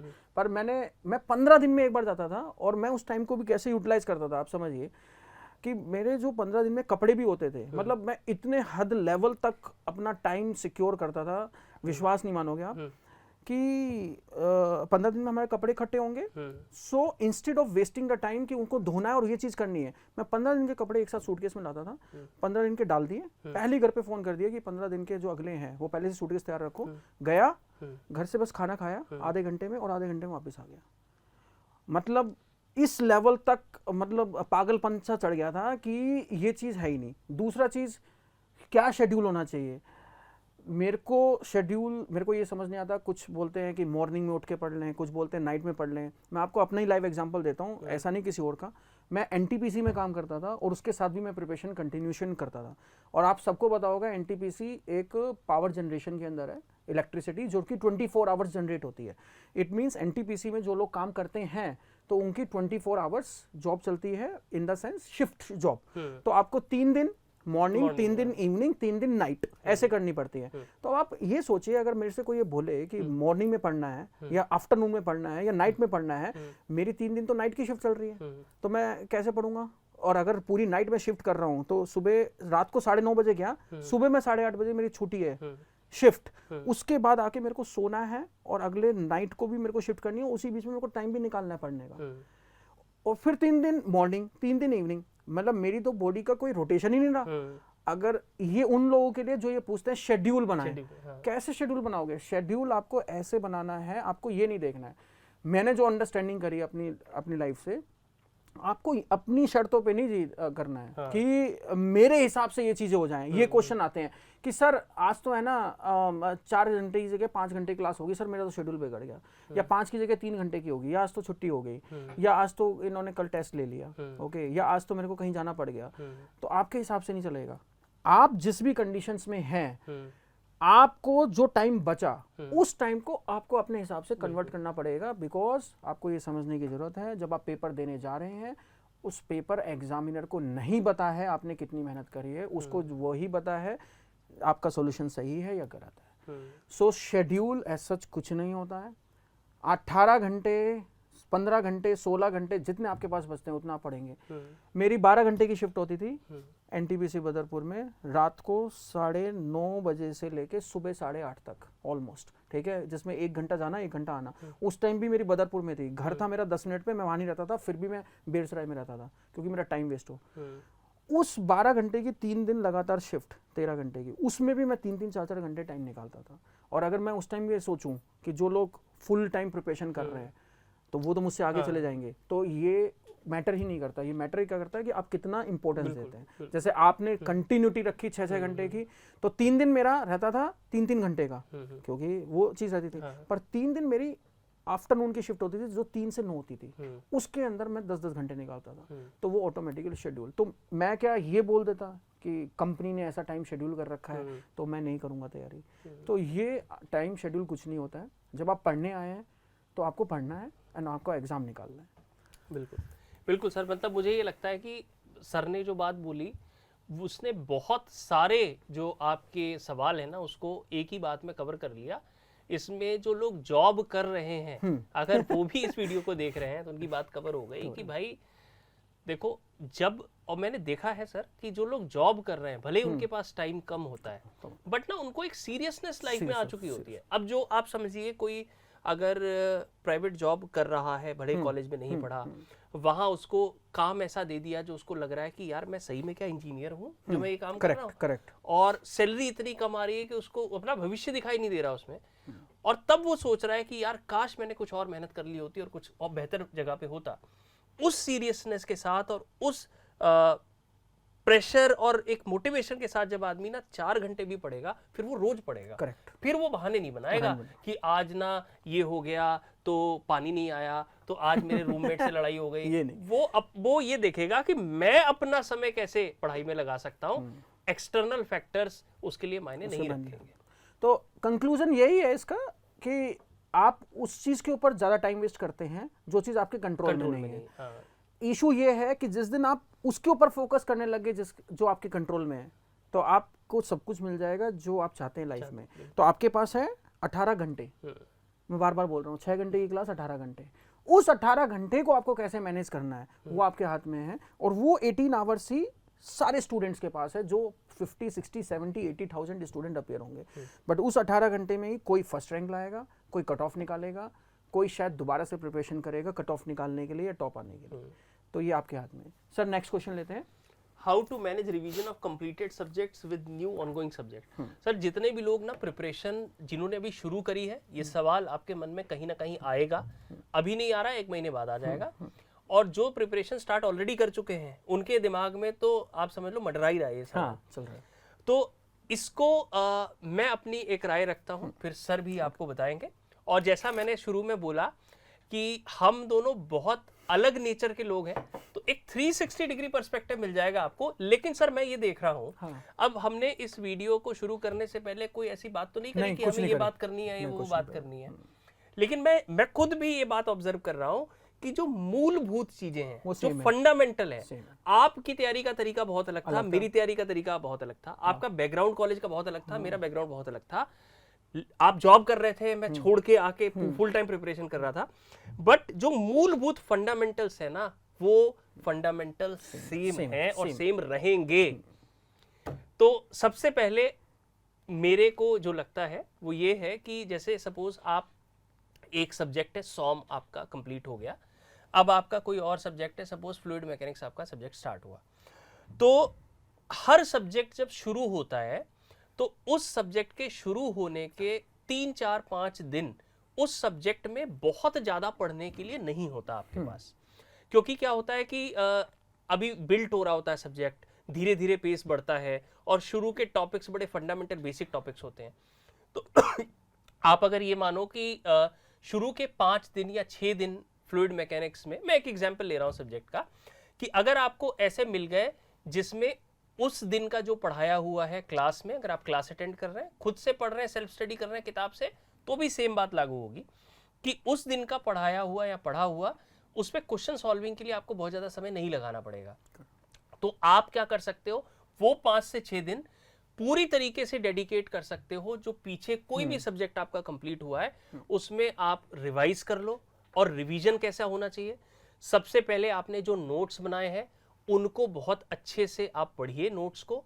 शॉर्ट नोट्स से मेरी जो राय है सर, लोग एक तो लोग पूछते हैं शॉर्ट नोट्स बनाएं, तो शॉर्ट नोट में क्या होता है, जब बच्चों को एक तो जरूरी नहीं है शॉर्ट नोट बनाना, क्योंकि मैंने तो नहीं बनाए थे शॉर्ट नोट। मैं बहुत सारे लोगों को जानता हूं जिनका सिलेक्शन हुआ शॉर्ट नोट नहीं बनाए। तो अगर आप शॉर्ट नोट की बात सोच रहे हो और ये रील्स या वीडियोस देख के आप ये कंपल्शन फील कर रहे हो कि नहीं शॉर्ट नोट तो बनाना ही पड़ेंगे, तो कई बार सर क्या होता है कि जब सब्जेक्ट अभी हुआ है, बच्चा शॉर्ट नोट बनाने लगता है, तो पता है वो क्या करता है, वो उन्हीं बातों को छोटा छोटा लिख देता है जो सारी बातें हमने पढ़ाई हैं, क्योंकि उसको पता ही नहीं है क्या इसमें इंक्लूड करें या क्या छोड़ें। तो अभी तो एक स्टूडेंट मेरे पास आया था कि सर मैंने शॉर्ट नोट्स बनाए हैं, मैंने देखा और मैंने कहा बेटा इनको फाड़ दो और अभी इनसे मत पढ़ो। क्यों? क्योंकि तुमने इसमें छोड़ा क्या है, तुम ये नोट्स देखो और ये देखो, तुमने सब तो लिख लिया, क्या फायदा उसका। तो आप सबसे पहले अगर आपको सब्जेक्ट का रिवीजन करना है, तो मैंने आपको बताया नया सब्जेक्ट स्टार्ट हुआ, 5 से 6 दिन 7 दिन आपके पास है। अब वो पहले 5, 6, 7 दिन में आप पुराने सब्जेक्ट के नोट्स को बहुत अच्छे से रिवाइज करिए। जो भी आपने क्वेश्चन सॉल्व किए थे सब्जेक्ट के टाइम पे, जैसे यहाँ वर्कबुक हम कराते हैं, तो उन वर्कबुक में वो सवाल जो आपसे पहली बार अटेम्प्ट करने पे खुद से नहीं हो पाए, टीचर की हेल्प लेनी पड़ी, या आपको ये लग रहा है कि ये क्वेश्चन बहुत अच्छा है, उसको मार्क करके रखिए, उन क्वेश्चंस को आपको करना है। उसके बाद अगर आप सब्जेक्ट के साथ साथ गेट पीवाईक्यू कर पाए हो, तो उनमें वो क्वेश्चंस जो आप नहीं कर पाए पहली बार में, या ईएससी के कुछ पीवाईक्यू कर लिए जो नहीं हो पाए पहली बार में, उनको मार्क किया, उनको भी लगाइए। मेरी समझ से हर रिवीजन पे आपको रिवीजन करने के बाद कुछ नए क्वेश्चंस लगाने चाहिए। तो अगर आप वर्कबुक लगा चुके हैं तो आप नए क्वेश्चंस लगाने के लिए गेट पीवाईक्यू लगा सकते हैं। अगर आप गेट पीवाईक्यू भी लगा चुके हैं तो आप ईएससी के कुछ 10 साल 5 साल के पीवाईक्यू लगा सकते हैं। वो भी सब्जेक्ट के साथ साथ लगा चुके थे तो आप फिर उस सब्जेक्ट का टॉपिक वाइज टेस्ट दे सकते हैं। करेक्ट। अब यहाँ पे हम थोड़ा डिफरेंट हो गए। मेरे को शॉर्ट नोट्स ने बहुत हेल्प करा, बट वही सर का जो कहना है कि शॉर्ट नोट्स बनाने आने चाहिए आपको। हाँ सर, मैं इस बात को ना एक बात मैं अपनी राय रख दूं कि शॉर्ट नोट्स से मेरे को जो लगता है, मैं अपनी बात इसमें मैं कंप्लीट नहीं करी मैंने बात, कि जो जैसे आपका अभी 100 हुआ फिर नेक्स्ट एफएम हुआ, मुझे लगता है कि शॉर्ट नोट्स बहुत हेल्प तब कर सकते हैं जब आप एग्जाम में जाने से पहले उनको रिवाइज करो। करेक्ट। बच्चे क्या करने लगते हैं कि जैसे मेरा 100 हुआ, अब इसका टेस्ट देना है, तो उसके शॉर्ट नोट्स बना के उसको पढ़ते हैं। वहां पे मुझे लगता है कि आप थोड़ा लैग करते हो। यही चीज मुझसे भी पूछी जाती है। सो मैं इसके अंदर मजाक में बोल भी देता हूं कि काफी सारे बच्चे शॉर्ट नोट्स बनाने जाते हैं और वो एक और लॉन्ग नोट्स बन जाते हैं। ठीक है, जो आपने बोला। तो एक्चुअली शॉर्ट नोट्स जो मैं बताता हूं, जो मैंने खुद यूज करा, यूज कैसे करा, आप समझिए बात को। शॉर्ट नोट्स मैंने कब बनाए? मैंने एक सब्जेक्ट को कम से कम, एक नहीं, आपने तो सर एक बार कहा, मैंने एक सब्जेक्ट को जो क्लास में टीचर ने पढ़ाया है उसको कम से कम मैं 3 बार पढ़ता था। 3 बार, और वो भी अलग अलग टाइम के ऊपर, कि आज मैंने पढ़ लिया है क्योंकि कल तो पढ़ूंगा तो याद रहेगा। 1 हफ्ते या 15 दिन के गैप के ऊपर, जिससे मुझे ये पता चल सके मैं कितना रिटेन कर पाया। एक और चीज 3 बार मैंने पढ़े, क्योंकि मैंने एक चीज ऑब्जर्व करी कि जब हम पहली बार बुक को पढ़ते हैं, सर के एग्जाम्पल से मेरे को याद भी आया, आपको पता ही नहीं होता इंपॉर्टेंट क्या है, तो आप हर लाइन को अंडरलाइन करते हो। दूसरी बार में आपको पता चलता है कुछ और अंडरलाइन करना है, तीसरी बार में जगह ही नहीं बचती, सारी अंडरलाइन होगी। सारी अंडरलाइन होगी। पर आप समझिए, हर एक चैप्टर के अंदर आपने एक चीज देखी होगी, किसी भी बुक को उठा लो, किसी भी सब्जेक्ट की बुक को उठा लो, हर एक चैप्टर के बाद में एक समरी पेज होता है। 100 पेज का चैप्टर होता है या 50 पेज का चैप्टर होता है, और समरी 1 पेज की होती है। पर वो समरी 1 पेज की आपको जब ही समझ आएगी जब आपको पहले वो 100 पेज याद है। जैसे मेड इजी की भी मैकेनिकल और इलेक्ट्रॉनिक्स, इलेक्ट्रिकल, सिविल सारी ब्रांचेस की एक हैंडबुक है। उस हैंडबुक को आप जब यूज कर पाएंगे जब आपने सारा सब्जेक्ट क्लास में कंप्लीट कर लिया है। बट अगर आपने सारा सब्जेक्ट कंप्लीट कर लिया है तो उसके बाद आप उसके अंदर अगर कोई 10 पेज में सब्जेक्ट है तो आप उसको 1 पेज में भी कन्वर्ट कर सकते हैं, क्योंकि शॉर्ट नोट्स में एक और बात है, आपको वो नहीं लिखना जो आपको याद है, आपको वो लिखना जो आपको याद नहीं है। सो शॉर्ट नोट्स का मतलब ये नहीं होता कि आप पहली बार में ही करें, कम से कम 3 बार। और अब मैं बताता हूं, मैं 3 बार के बाद भी बनाता था। 3 बार मैंने नोट्स पढ़े कम से कम, उसके बाद मैंने सारे वर्कबुक के क्वेश्चंस करे, उसके बाद मैंने गेट के 20 साल के क्वेश्चंस करे, उसके बाद मैंने ईएस के 20 साल के क्वेश्चंस करे, फिर मैंने बैक गया नोट्स के ऊपर, तो मेरा पढ़ने का नोट्स को तरीका चेंज हो गया। उसके बाद मैंने देखा कि यार इतनी मोटी कॉपी अब मैं पढ़ रहा हूँ और मेरे दिमाग में सब कुछ क्लियर ही है, तो मैंने एक चैप्टर को पहले एक पेज में कन्वर्ट करने की कोशिश करी, एक chapter wise, okay, with respect to paper के पॉइंट ऑफ व्यू से, प्रोवाइडेड दैट कि अगर मैं कुछ भूल गया, नोट्स मेरे पास हैं, तो मैं ये लाइन याद नहीं आ रही है तो मैं नोट्स खोलूंगा और देखूंगा अच्छा ये यहाँ पे है, ओके। फिर उसके बाद जब मैंने उन पेजेस को 8 पेज 9 पेज जो मेरे बने, 8 चैप्टर के 8-9 पेज बने, फिर उनको मैंने बार बार रिपीट करा, क्योंकि उससे मेरे को क्या हो गया, तो उससे ये फायदा होता था कि फिर अब मैं एक सब्जेक्ट को एक दिन में नहीं, मैं 15-20 मिनट में रिवीजन कर सकता हूँ। उसको मैं यूज कैसे करता था मैं आपको बताता हूँ सर। मैंने एक डायरी बनाई थी, जो कलरफुल डायरी आती है, करेक्ट, जिसके अंदर अलग अलग पेजेस होते हैं कुछ कलर के बाद। उस डायरी में, पॉकेट डायरी में मैंने एक सब्जेक्ट लिया था, एक डायरी में 5-5 6 सब्जेक्ट बड़े बड़े, और उसको मैं अपनी पॉकेट में रखता था। जहां पे भी मैं लंच कर रहा हूँ, डिनर कर रहा हूँ, कुछ कर रहा हूँ, तो वहां पे कॉपी तो लेके नहीं जा सकता, ओके। तो मैं बेड़सराय में रहता था, 5C एक जगह है, अभी तो आप तो नहीं जानते हैं, टॉप फ्लोर पे, वहां पे खाना खाते थे, तो वो मेरे सामने ऐसे पड़ी रहती थी न्यूज़पेपर की तरह, और मैं खाता रहता था, उसको देखता रहता था। सो उसके केस में मेरे को यही नहीं पता मैंने एक सब्जेक्ट का कितनी बार रिवीजन कर लिया, तो एक तो फास्टेस्ट वे में और इतने नंबर ऑफ टाइम्स, और उस शॉर्ट नोट्स में मैंने वो लिखा था जो मुझे नहीं आता था, मैंने ये नहीं लिखा जो आपको नहीं आता। सो शॉर्ट नोट्स का मतलब ये नहीं होता जो सर ने बोला कि आपने सुन लिया और बनाने लग गए, वो मेहनत करके बनते हैं। बिल्कुल, बिल्कुल। आप 2 से 3 बार सब्जेक्ट को पूरा पढ़ेंगे, आप सारे क्वेश्चंस 2-2 3-3 बार करेंगे। फिर आपको पता चलेगा अच्छा ये कंसेप्ट है और इसी के ऊपर सारे क्वेश्चंस आ रहे हैं, तो मैं 100 क्वेश्चन करने की जगह ये कंसेप्ट लिख लेता हूं, तो जिससे मैं उसको कर सकूं। और उसके बाद भी मैं क्या करता था, जो सर ने बोला कि आपको क्वेश्चंस करने हैं, वो कैसे करने हैं, कि 20 साल के क्वेश्चन मैं ऐसे नहीं करा कि एक बार में करने हैं, आपसे शुरू में नहीं होंगे, आप फर्स्ट टाइम कर रहे हैं, आप 5 साल के बैक से करो। 2025 का दे रहे हैं आप, 2020 से 24 का उठाइए, आपने पढ़ा, टेस्ट दिया, अगली बार 10 दिन के बाद जब उसका नंबर आया, तो 2020 से लेके 25 के जो आपने कोर्स करे थे, और उसमें जो फर्स्ट अटेम्प्ट में आपके हो गए उनको छोड़ो, जो नहीं हुए उनको स्टार मार्क करा, उनको अटेम्प्ट करा, और फिर बैक 25 के 5 साल के गए। क्योंकि हम जब मेडीजी की टेस्ट सीरीज ज्वाइन करते हैं तो फुल लेंथ टेस्ट ही होते हैं, कम से कम 4-4 5-5 बार क्लास टेस्ट होते हैं, और फिर गेट के टेस्ट होते हैं। तो अगर आप टेस्ट सीरीज के हिसाब से ही अपना शेड्यूल बना लेते हैं, तो एक सब्जेक्ट को आप कम से कम 7 से 8 बार रिवीजन कर लेते हैं, और 7 बार अगर आप रिवीजन कर रहे हैं तो 5-5 करके 35 साल के क्वेश्चन कर सकते हो। मैंने 35 के नहीं करे, पर मैंने 20 के करे, पर मैंने जैसे ही मेरा 20 कंप्लीट हुआ मैं उसको बार बार रिपीट करता था, और फिर शॉर्ट नोट्स में मैं और क्या लिखता था। टेस्ट दे के आया, 50 मार्क्स का टेस्ट हुआ, 40 सपोज मार्क्स आए, तो 10 मार्क्स जो नहीं आए उसमें जो कंसेप्ट है उसको अपने शॉर्ट नोट्स में और ऐड कर लिया। उससे मेरे को क्या होता था कि लास्ट दिन जब मेरे को पढ़ना है, तो मैं ये कॉपी पढूं या गेट का पढूं या ईएस का पढूं या ये पढूं, इसकी जगह मेरे पास एक पेज है, 2-3 पेज है, उसके अंदर सारी मेरी मिस्टेक्स लिखी हुई हैं, और उसको यूज करके मैं करता था। पर ये बहुत ज्यादा आपको मेहनत करनी पड़ेगी, ऐसा नहीं है कि शॉर्ट नोट सुन लिया आपने कहीं से और बना दिए। और किसी टॉपर्स के तो प्लीज मत चूज करिएगा, मैं बार बार क्या बोल रहा हूँ, शॉर्ट नोट्स आपके लिए नहीं बनाए। शॉर्ट नोट्स में क्या लिखा जो मुझे याद नहीं था, आपको क्या याद नहीं है वो मुझे क्या पता। बिल्कुल। सो ऐसे अगर आप शॉर्ट नोट्स बनाओगे तो आपको ज्यादा मेहनत करनी पड़ेगी, बट ऐसे अगर आपने बना लिए तो आपके दिमाग में उस सब्जेक्ट के 10,000 20,000 क्वेश्चन भी आपके दिमाग में फेड अप होंगे, तो फीड हो चुके होंगे। बिल्कुल। तो ये जो सर की बात है, देखो दो हमारे पर्सपेक्टिव है, लेकिन आपने फिर देखा दो कहीं ना कहीं मर्ज कर रहे हैं। सबसे पहले शॉर्ट नोट्स मेरे को लगता था, मैंने कभी शॉर्ट नोट्स नहीं बनाए, सर ने बनाए। तो यानी शॉर्ट नोट्स बनाने वाले का भी सिलेक्शन होता है, नहीं बनाने वाले का भी होता है, दोनों को। लेकिन उन चीजों को समेटना, चाहे वो शॉर्ट नोट्स के थ्रू हो, चाहे वो मेन नोट्स के थ्रू हो, जो आपसे गलती होती है, जो क्वेश्चंस आपसे नहीं होते। अब उसमें मैंने क्या किया था, आप अपने मेन नोट्स में, जैसे सर ने भी बताया कि ये शॉर्ट नोट्स बनाते थे, मैं क्या करता था, जैसे सब्जेक्ट एक बार पढ़ा, 2 बार पढ़ा, 3 बार आपने पढ़ा, अब क्या होता है, वो सब्जेक्ट आपको मोटा मोटा आपके दिमाग में आ जाता है।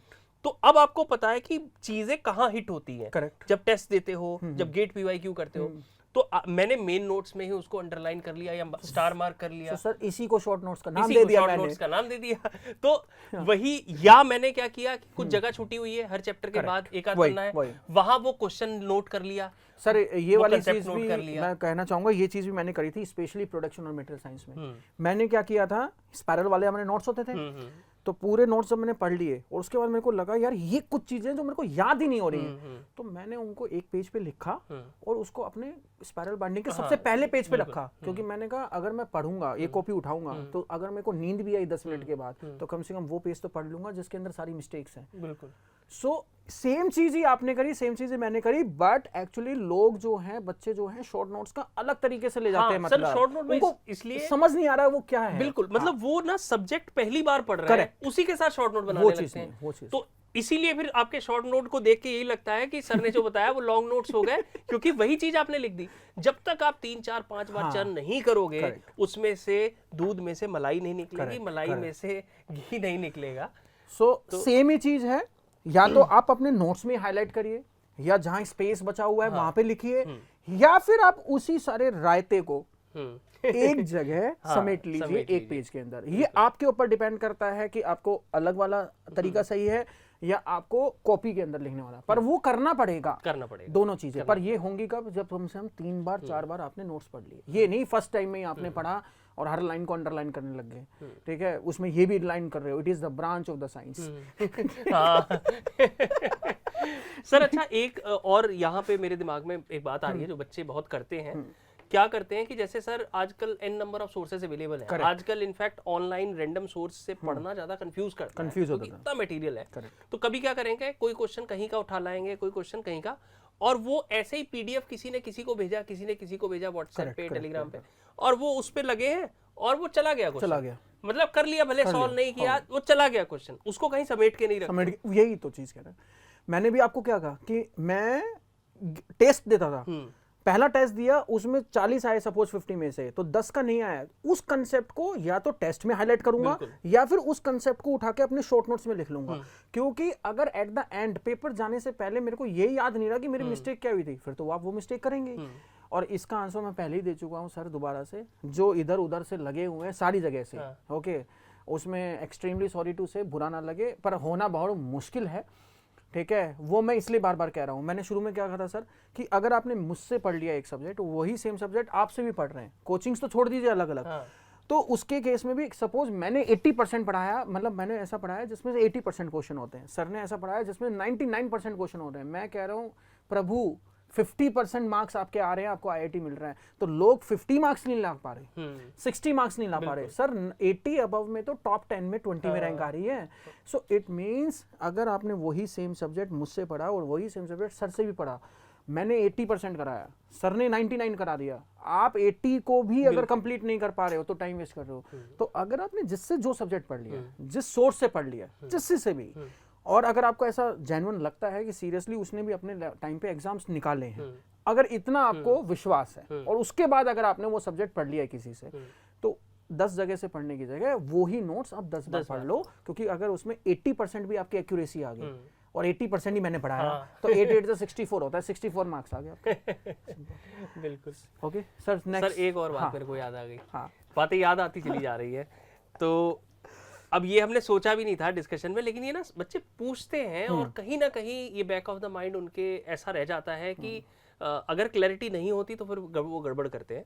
तो जैसे एक हमने ये बात करी कि आप समेटो, चीजों को समेटना सीखो, रैंडम ऐसे कोई पन्ने पे लिखा, अब तो पीडीएफ ही चलते, पीडीएफ पे लिखा इधर उधर हो गया, वो नहीं, बहुत मुश्किल है। हाँ, या तो जैसे मान लो सपोज की स्ट्रेंथ ऑफ मटेरियल का है, या कम्युनिकेशन का कोई क्वेश्चन है, या स्ट्रक्चर का कोई क्वेश्चन है, तो अब आपने उस क्वेश्चन का उसका एक फोल्डर बना लिया व्हाट्सएप पे या टेलीग्राम पे, आप उसी में डंप करते जाओ या गूगल ड्राइव पे।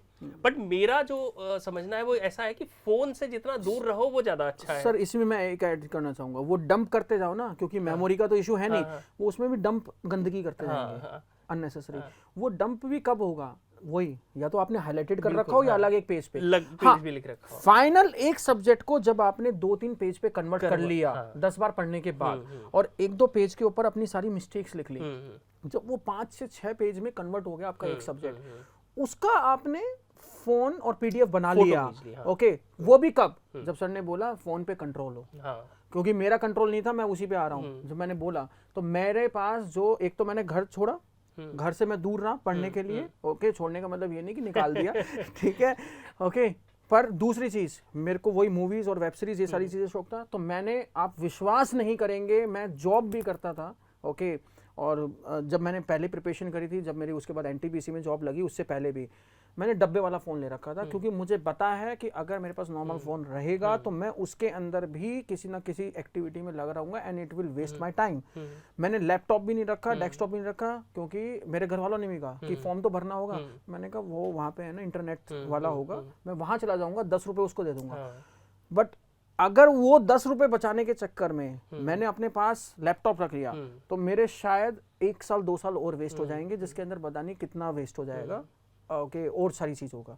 तो इसी वजह से ना लैपटॉप था, ना डेस्कटॉप, ना आईपैड, फोन भी मैंने डब्बे वाला रख रखा था, इवन दो मैं खुद अर्न कर रहा था एनटीपीसी में रह के 70-80,000 रुपीज पर मंथ, उसके बाद भी मैंने नहीं रखा जब तक मैं प्रिपरेशन कर रहा था, क्योंकि मेरे को पता है मेरा कंट्रोल नहीं है। तो उस तरीके से अगर मेरे पास वो कमरे में चीज ही नहीं रहेगी, आप समझिए मैं एक कमरे में पढ़ रहा हूँ, ओके, और अगर मेरे पास लैपटॉप ही नहीं है, मेरे पास डेस्कटॉप ही नहीं है, मेरे पास कोई मीडियम ही नहीं है कि जिससे मैं मूवी या वेब सीरीज या कुछ कर सकता हूँ, या इंटरनेट वाला फोन नहीं है जिसके अंदर सब कुछ सारी एक्टिविटी, तो मैं कैसे करूँगा। सेम एग्जांपल लाइव कोरोना की सिचुएशन, जब आपके पास ये था ही नहीं कि आपको घर से बाहर नहीं जाना है, ये श्योर था, और आपको घर से बाहर जाने में डर लग रहा है कि आपको कुछ ना हो जाए, तो सारी दुनिया रही ना कमरे में, बिल्कुल रही, वही सेम चीज आपको अगले 7 महीने करनी है। अगर आपने सच में वो चीज कर ली तो अगली बार टॉपर स्टॉक में हम मिलेंगे।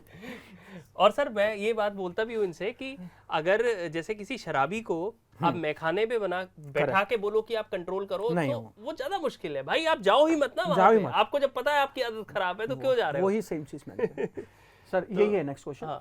How to manage revision of completed, sir ये हमने बात कर ली रिवीजन की, सब्जेक्ट जो कंप्लीट हो, आप पिछला अपना, उसमें मैं एक चीज और ऐड करना चाहूंगा, सर ने तो बता ही दिया वो, एक और तरीका है, अगर आप खुद से प्लान नहीं कर पाते हो किसी सब्जेक्ट का, जो नॉर्मली मेरे केस में ऐसा होता था, क्योंकि मैं इतना सीरियस नहीं था, मैं बता रहा हूँ बार बार, तो मैं क्या करता था, मेड इजी की टेस्ट सीरीज थी, मैंने अपना शेड्यूल और अपना प्लान रिवीजन करने का मेड इजी के टेस्ट सीरीज के हिसाब से कर लिया, क्योंकि मेरा सब्जेक्ट सपोज अभी चल रहा है मशीन डिजाइन, और मेरा टेस्ट है संडे को थर्मो, तो मैं बाय डिफॉल्ट थर्मो पढ़ लूंगा मशीन डिजाइन के साथ मैनेज करके, तो क्लास भी नहीं छोड़नी और साथ में वो भी पढ़ना है। तो या तो आप लिंक्ड सब्जेक्ट को खुद से प्लान करके कर लो, अगर आप इतने सेल्फ सफिशिएंट हैं कि प्लानिंग अच्छे से कर लेते हैं तो वो अच्छा है। अदरवाइज सबसे बेस्ट तरीका है, आप आज से ही डिसाइड करिए कि हर संडे में एक टेस्ट दूंगा, मेडिसी के टेस्ट होते हैं, हर संडे में एक टेस्ट दूंगा या 15 दिन में एक टेस्ट दूंगा। सब्जेक्ट सेंटर को डिसाइड करने दीजिए, उन्होंने टेस्ट सीरीज बनाई, उसमें पर फिर ये नहीं करिएगा आप कि ये टेस्ट नहीं दूंगा क्योंकि ये सब्जेक्ट मेरा कम तैयार है, नहीं, उस केस में आप फोर्सफुली क्या हो जाता है, आपका शेड्यूल टाइम बढ़ जाता है, क्योंकि आप जो करंट सब्जेक्ट चल रहा है उसको तो आप पढ़ेंगे ही, उसके भी क्वेश्चंस आप कंप्लीट करेंगे, पर आपको और एक्स्ट्रा टाइम देना पड़ेगा उस टेस्ट में टॉप पे आने के लिए। और उस टेस्ट में आप टॉप कब कर पाएंगे, आपके दिमाग में रखेंगे कब कर पाएंगे, जब क्लास नोट्स, वर्कबुक, गेट के 20 साल, ईएस के 20 साल आप ये पूरा का पूरा करेंगे, तो आप एक्स्ट्रा एफर्ट खुद ही दे देंगे। ऑटोमेटिकली हर हफ्ते अगर आप एक टेस्ट देंगे तो 15 हफ्ते में आपने 15 सब्जेक्ट के टेस्ट दे दिए, तो वो एक साइकिल बन जाएगी। तो और आपने बोला ना कि अगर किसी को लगता है कि वो मैनेज नहीं कर पा रहा, तो अगर वो मुझे लगता है अगर वो हमसे पूछ ही रहा है, तो इसका मतलब वो मैनेज नहीं कर पा रहा है। करेक्ट। तो फिर आप बिल्कुल सीधा तरीका है, मेडिजी की ऑल इंडिया लेवल की टेस्ट सीरीज है, गेट ओटीएस है, आप उसके हिसाब से अपना चीजें मैनेज करिए, और उसके हिसाब से आप मैनेज करेंगे तो आपको मैनेज करने में दिमाग नहीं लगाना, अब मेहनत लगानी पढ़ने में। इसी वजह से मैंने एक भी टेस्ट नहीं छोड़ा था, और ऐसा नहीं है कि मेरे टेस्ट में पहले टेस्ट से कोई नंबर आए थे, शुरू में 50 में से 10 भी आए, 15 भी आए, 20 भी आए, 25 भी आए, धीरे धीरे मैंने ग्रो करा, पर मैंने टेस्ट नहीं छोड़ा इस वजह से कि मेरा शेड्यूल मेरे से खुद से डिसाइड नहीं हो रहा था। हाँ, आफ्टर 6 मंथ्स वो तो सीरियसनेस आ गई, सारी चीजें दिमाग में घूमने लगी, फिर उसके बाद मैंने अपने हिसाब से शेड्यूल कर ली, पर स्टार्टिंग मैंने ऐसे करी थी। राइट। कितने साल के पीवाईक्यू करने चाहिए? हो गया। हाँ, ये तो हमने कवर कर लिया कि भाई जैसे सर ने बताया कि अगर आपसे ज्यादा नहीं हो रहा है तो आप पहले रिवीजन के बाद 5 साल के कर लो। ये मैं भी सजेस्ट यही करता हूँ कि भाई आप ये देख लो, अपना इंडिविजुअल देख लो कितना पढ़ने में समय दे रहे हो। कोई हो सकता 10 कर सकता हो, कोई हो सकता 5 कर सकता हो, अच्छा 5 से कम मत करो, वो बहुत कम हो जाएगा। पर सर मैं मैनेज करने की बात ही अलग है। मेरे को ये चीज़ समझ नहीं आती। मैं बार बार यही कह रहा हूँ कि अगर आप तैयारी करने आए हैं तो आपको काम क्या है।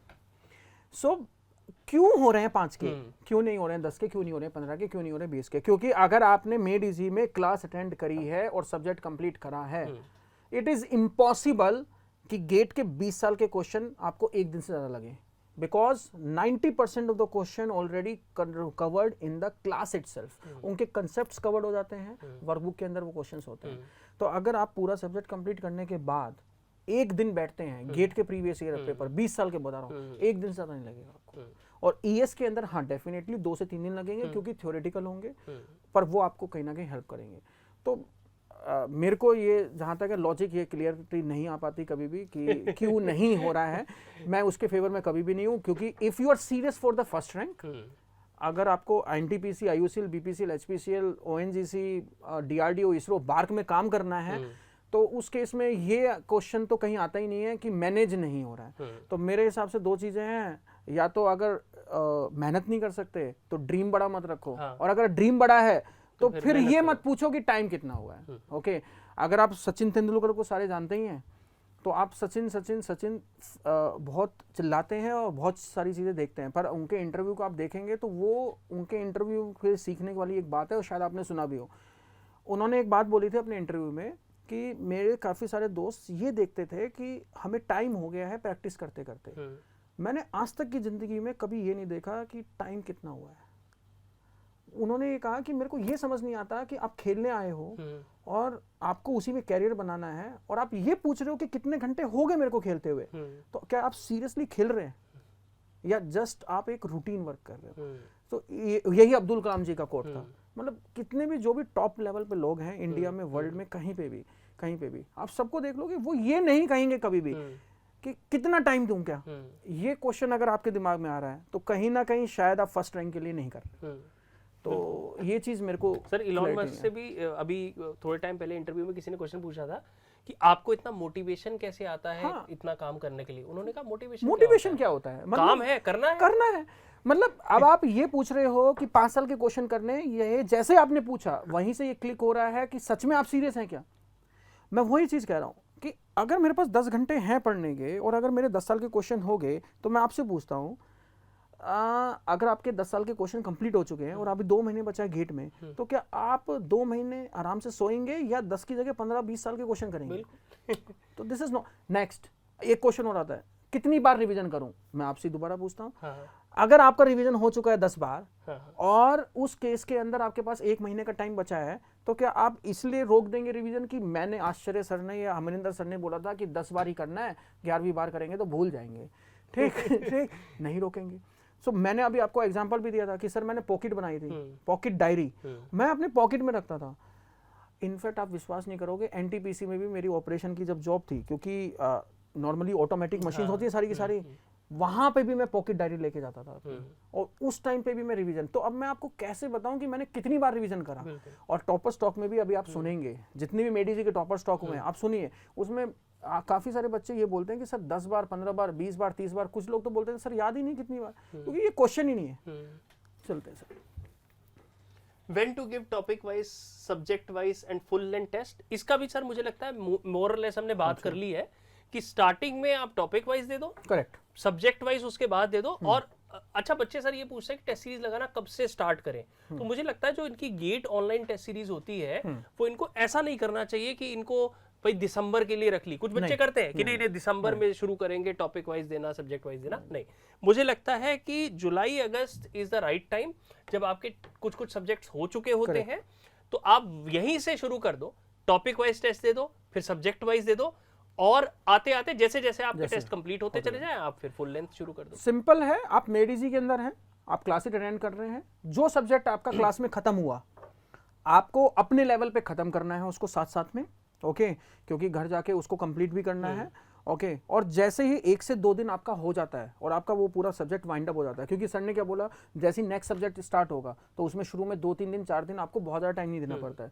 तो आपने उतने में पहला सब्जेक्ट वाइंड अप करा और पहला टेस्ट आपने जब ही दे दिया, सो डैट आप कम से कम ये समझ पाए एक्चुअल में आपको कितना समझ आया, कितना नहीं आया, जिससे आप जो सेकंड टेस्ट है वो 1 हफ्ते या 10 दिन के गैप के ऊपर दे सकते। सर ऑफलाइन क्लासेस में तो हम देखते हैं कि सब्जेक्ट कंप्लीट हुआ, जैसे मैं थर्मो कंप्लीट करके गया था, टेस्ट हो गया, आपका मैंने आरएसी अनाउंस किया, 2-3 दिन का बीच में गैप देते हैं और टेस्ट अनाउंस हो गया कि भैया आपका पहले बता देते हैं कि टेस्ट होने वाला है, तो मतलब फिर तो कोई आपके पास रीजन ही नहीं है ना एस्केप करने का। मैंने ये अनाउंस करा था सर का, दूसरे दिन ही टेस्ट हो गया था, मॉर्निंग में हुआ था, और मेरे सब्जेक्ट का भी अगला जो सब्जेक्ट स्टार्ट हुआ है उसके दूसरे दिन में टेस्ट हो गया।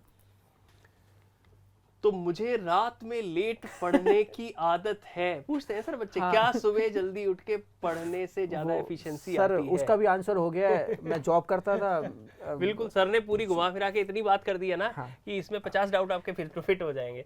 और एक बात बहुत ज्यादा रेलेवेंट है कि जब आप प्रिपरेशन करने आए हो उस समय ना अपने दूसरी चीजों से फाइट मत करो। करेक्ट। आपके पास सबसे बड़ा काम यह है कि आपको मेहनत करनी है, प्रिपरेशन करनी है। अब आपकी रात को जग के पढ़ने की आदत है, आप इसमें लग गए कि मैं अपनी दिनचर्या सुधारूंगा, मैं सुबह जल्दी उठ के पढ़ने लगूंगा।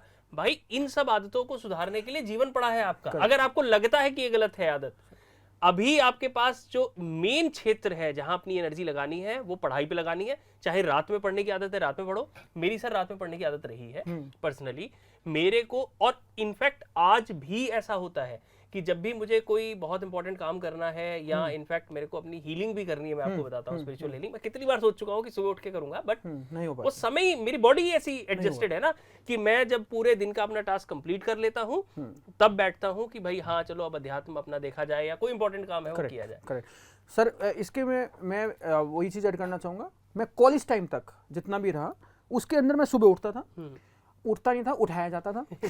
ठीक है, मेरी आदत नहीं रही है उठने की सुबह, पर मदर थी वो उठती थी और वो मेरे को उठाती थी, इसीलिए उस वजह से उठता था। तो कॉलेज तक पूरा का पूरा 4th ईयर तक मैं वैसे करा। इनफैक्ट आप सोचेंगे कि जब मैं तैयारी करने आया मेरे को इतनी इरिटेशन तक होती थी कि लाइट जली होती थी, मैं उसमें ही सो पाता था। तो जब मैंने बेरसराय में शिफ्ट करा 1 महीने के बाद, क्योंकि जब मैंने देखा कि मेरा टाइम किल हो रहा है, मैं सिर्फ पढ़ नहीं पा रहा हूँ और बाकी सारी चीज़ें हो रही हैं, तो रूम पार्टनर रहते हैं, उन्हीं के साथ रहते थे।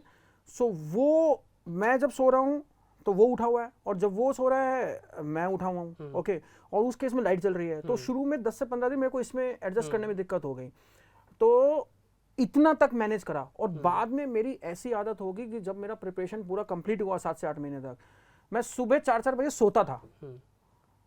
क्योंकि एक और चीज़ मैं इसमें ऐड करूँगा, मेरी वीकनेस क्या थी, एक फोन्स, लैपटॉप्स और ये सब कुछ सारी चीज़ें दूर कर दी। दूसरी मेरी एक और वीकनेस थी, मेरे को घर से आदत पड़ी हुई थी शुरू से दोपहर को सोने की। आपको पता है कि इंडिया में मैक्सिमम केसेस के अंदर मदर्स जो हैं वो होमवर्क होम मेकर है, मतलब होम के अंदर ही काम करती हैं, प्रोफेशनल्स नहीं हैं। तो उस केस के अंदर वो सुबह काम करते हैं और दोपहर को सोते हैं। तो वो आदत मेरी भी पड़ी हुई थी। मैंने इस वजह से, आप इस हद तक सोचेंगे मैंने कहाँ तक सोचा, इस वजह से मेडीजी में उस टाइम एक मॉर्निंग बैच होता था 8 से 12, एक 1 से 5 और एक शाम को 5:30 से 9:30। मैंने 1 से 5 वाला बैच लिया क्योंकि मैंने ये सोचा क्योंकि मेरे को ये आदत पड़ी हुई है। तो क्या होगा, मैं सुबह का अगर बैच ले लिया या शाम का ले लिया, मैं इस टाइम में सोऊंगा ही। इससे अच्छा मैं इस टाइम में क्लास कंप्लीट करूं, और अगर इस टाइम में नहीं सोया तो बाकी टाइम तो मैं जगता ही हूं, तो उस टाइम में यूटिलाइज कर सकूं।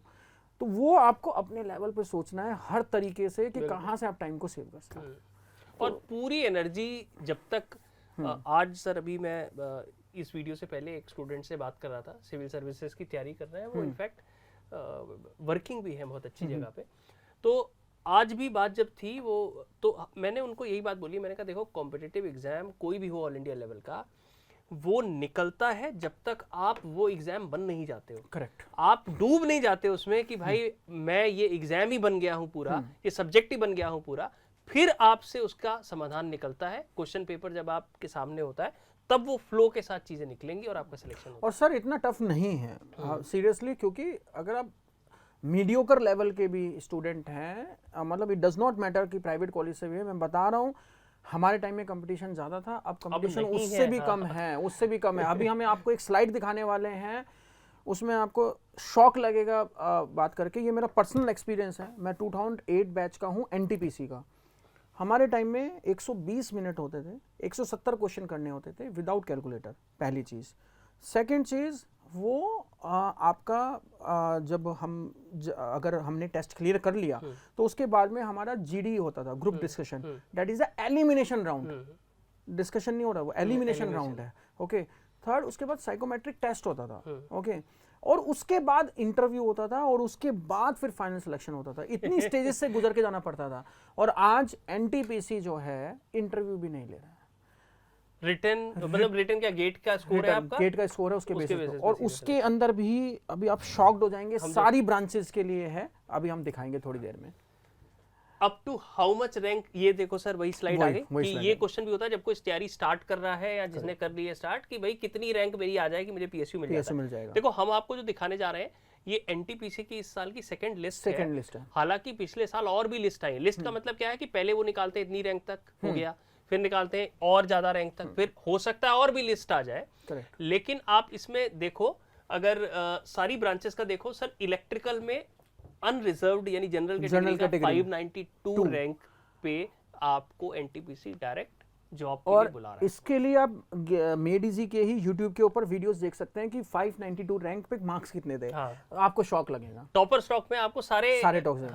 100 में से 55-60% मार्क्स, मतलब 55-60% मार्क्स के ऊपर you are getting the job, 60% marks. बिल्कुल सर। EWS 1033 और OBC SC ST में 2700 रैंक तक। मैकेनिकल में जर्नल 6 अप्रॉक्सीमेटली 600 रैंक तक। ओके सर, इनफैक्ट अगर मैं लास्ट ईयर की बात करूं तो लास्ट ईयर जो जनरल कैंडिडेट एक स्टूडेंट जो मेरे कनेक्ट में भी है, उन्होंने बताया था उनकी 998 रैंक थी जनरल में। ऑलमोस्ट 1000 रैंक पे भी सिलेक्शन 1000 रैंक पे अगर और फिर वही दोबारा 600 रैंक कितने मार्क्स पे आई है। हाँ, ये सेकंड लिस्ट है।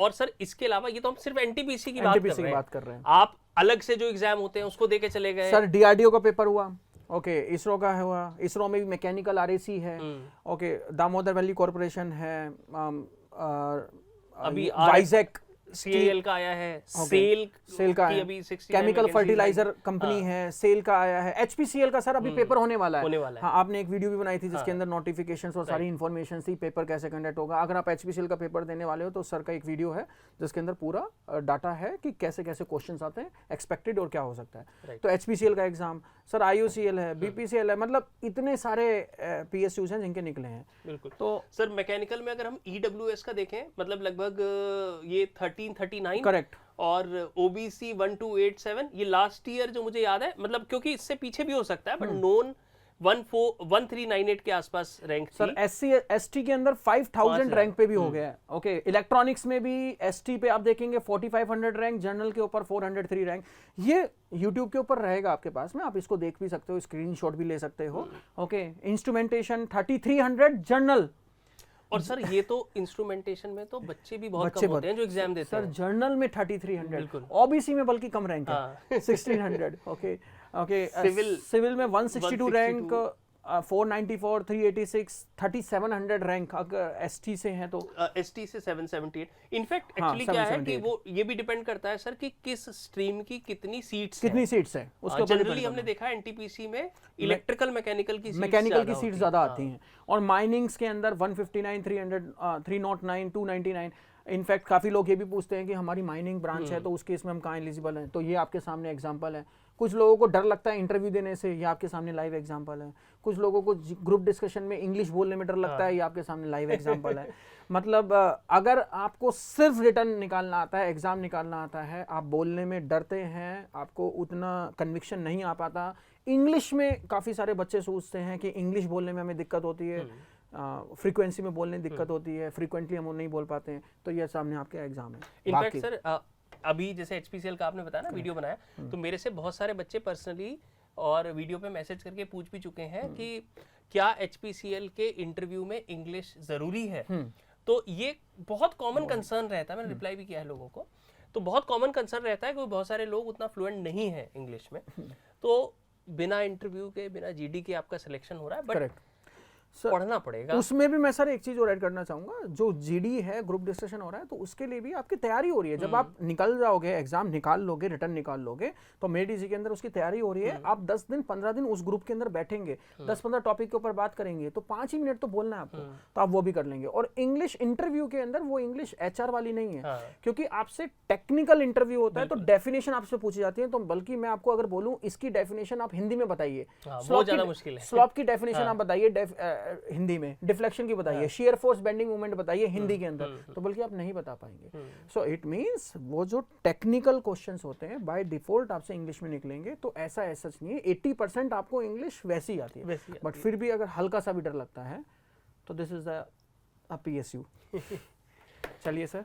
सो बहुत एग्जॉस्टिव डिस्कशन हुआ। I hope all the doubts which you have regarding your GATE 2025 preparation we have answered for all the branches, for the people from different background, different locations, different conditions.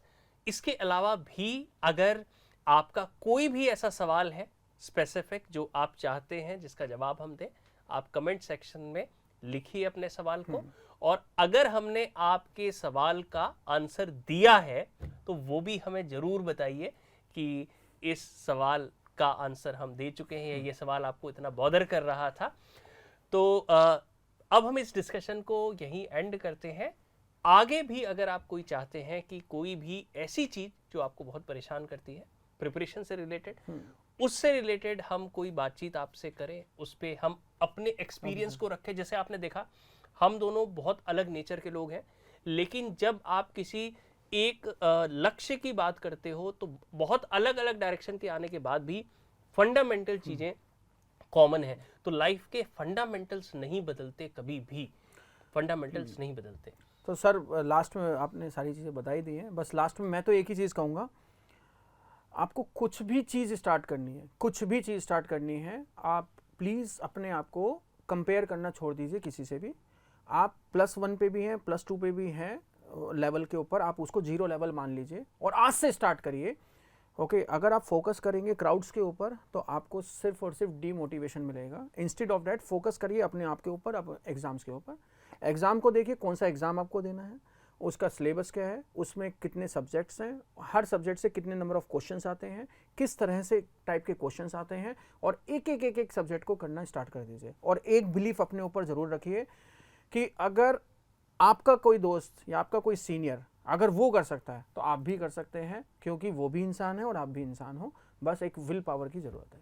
तो wish you a best of luck and yes, best wishes हमारी side से, और आगे भी आपकी पूरी preparation में हम आपको गाइड करते रहेंगे। So this is Amarinder Singh and my friend Ashcharya Bansal signing off for today. Thank you so much. Jai Hind, नमस्कार।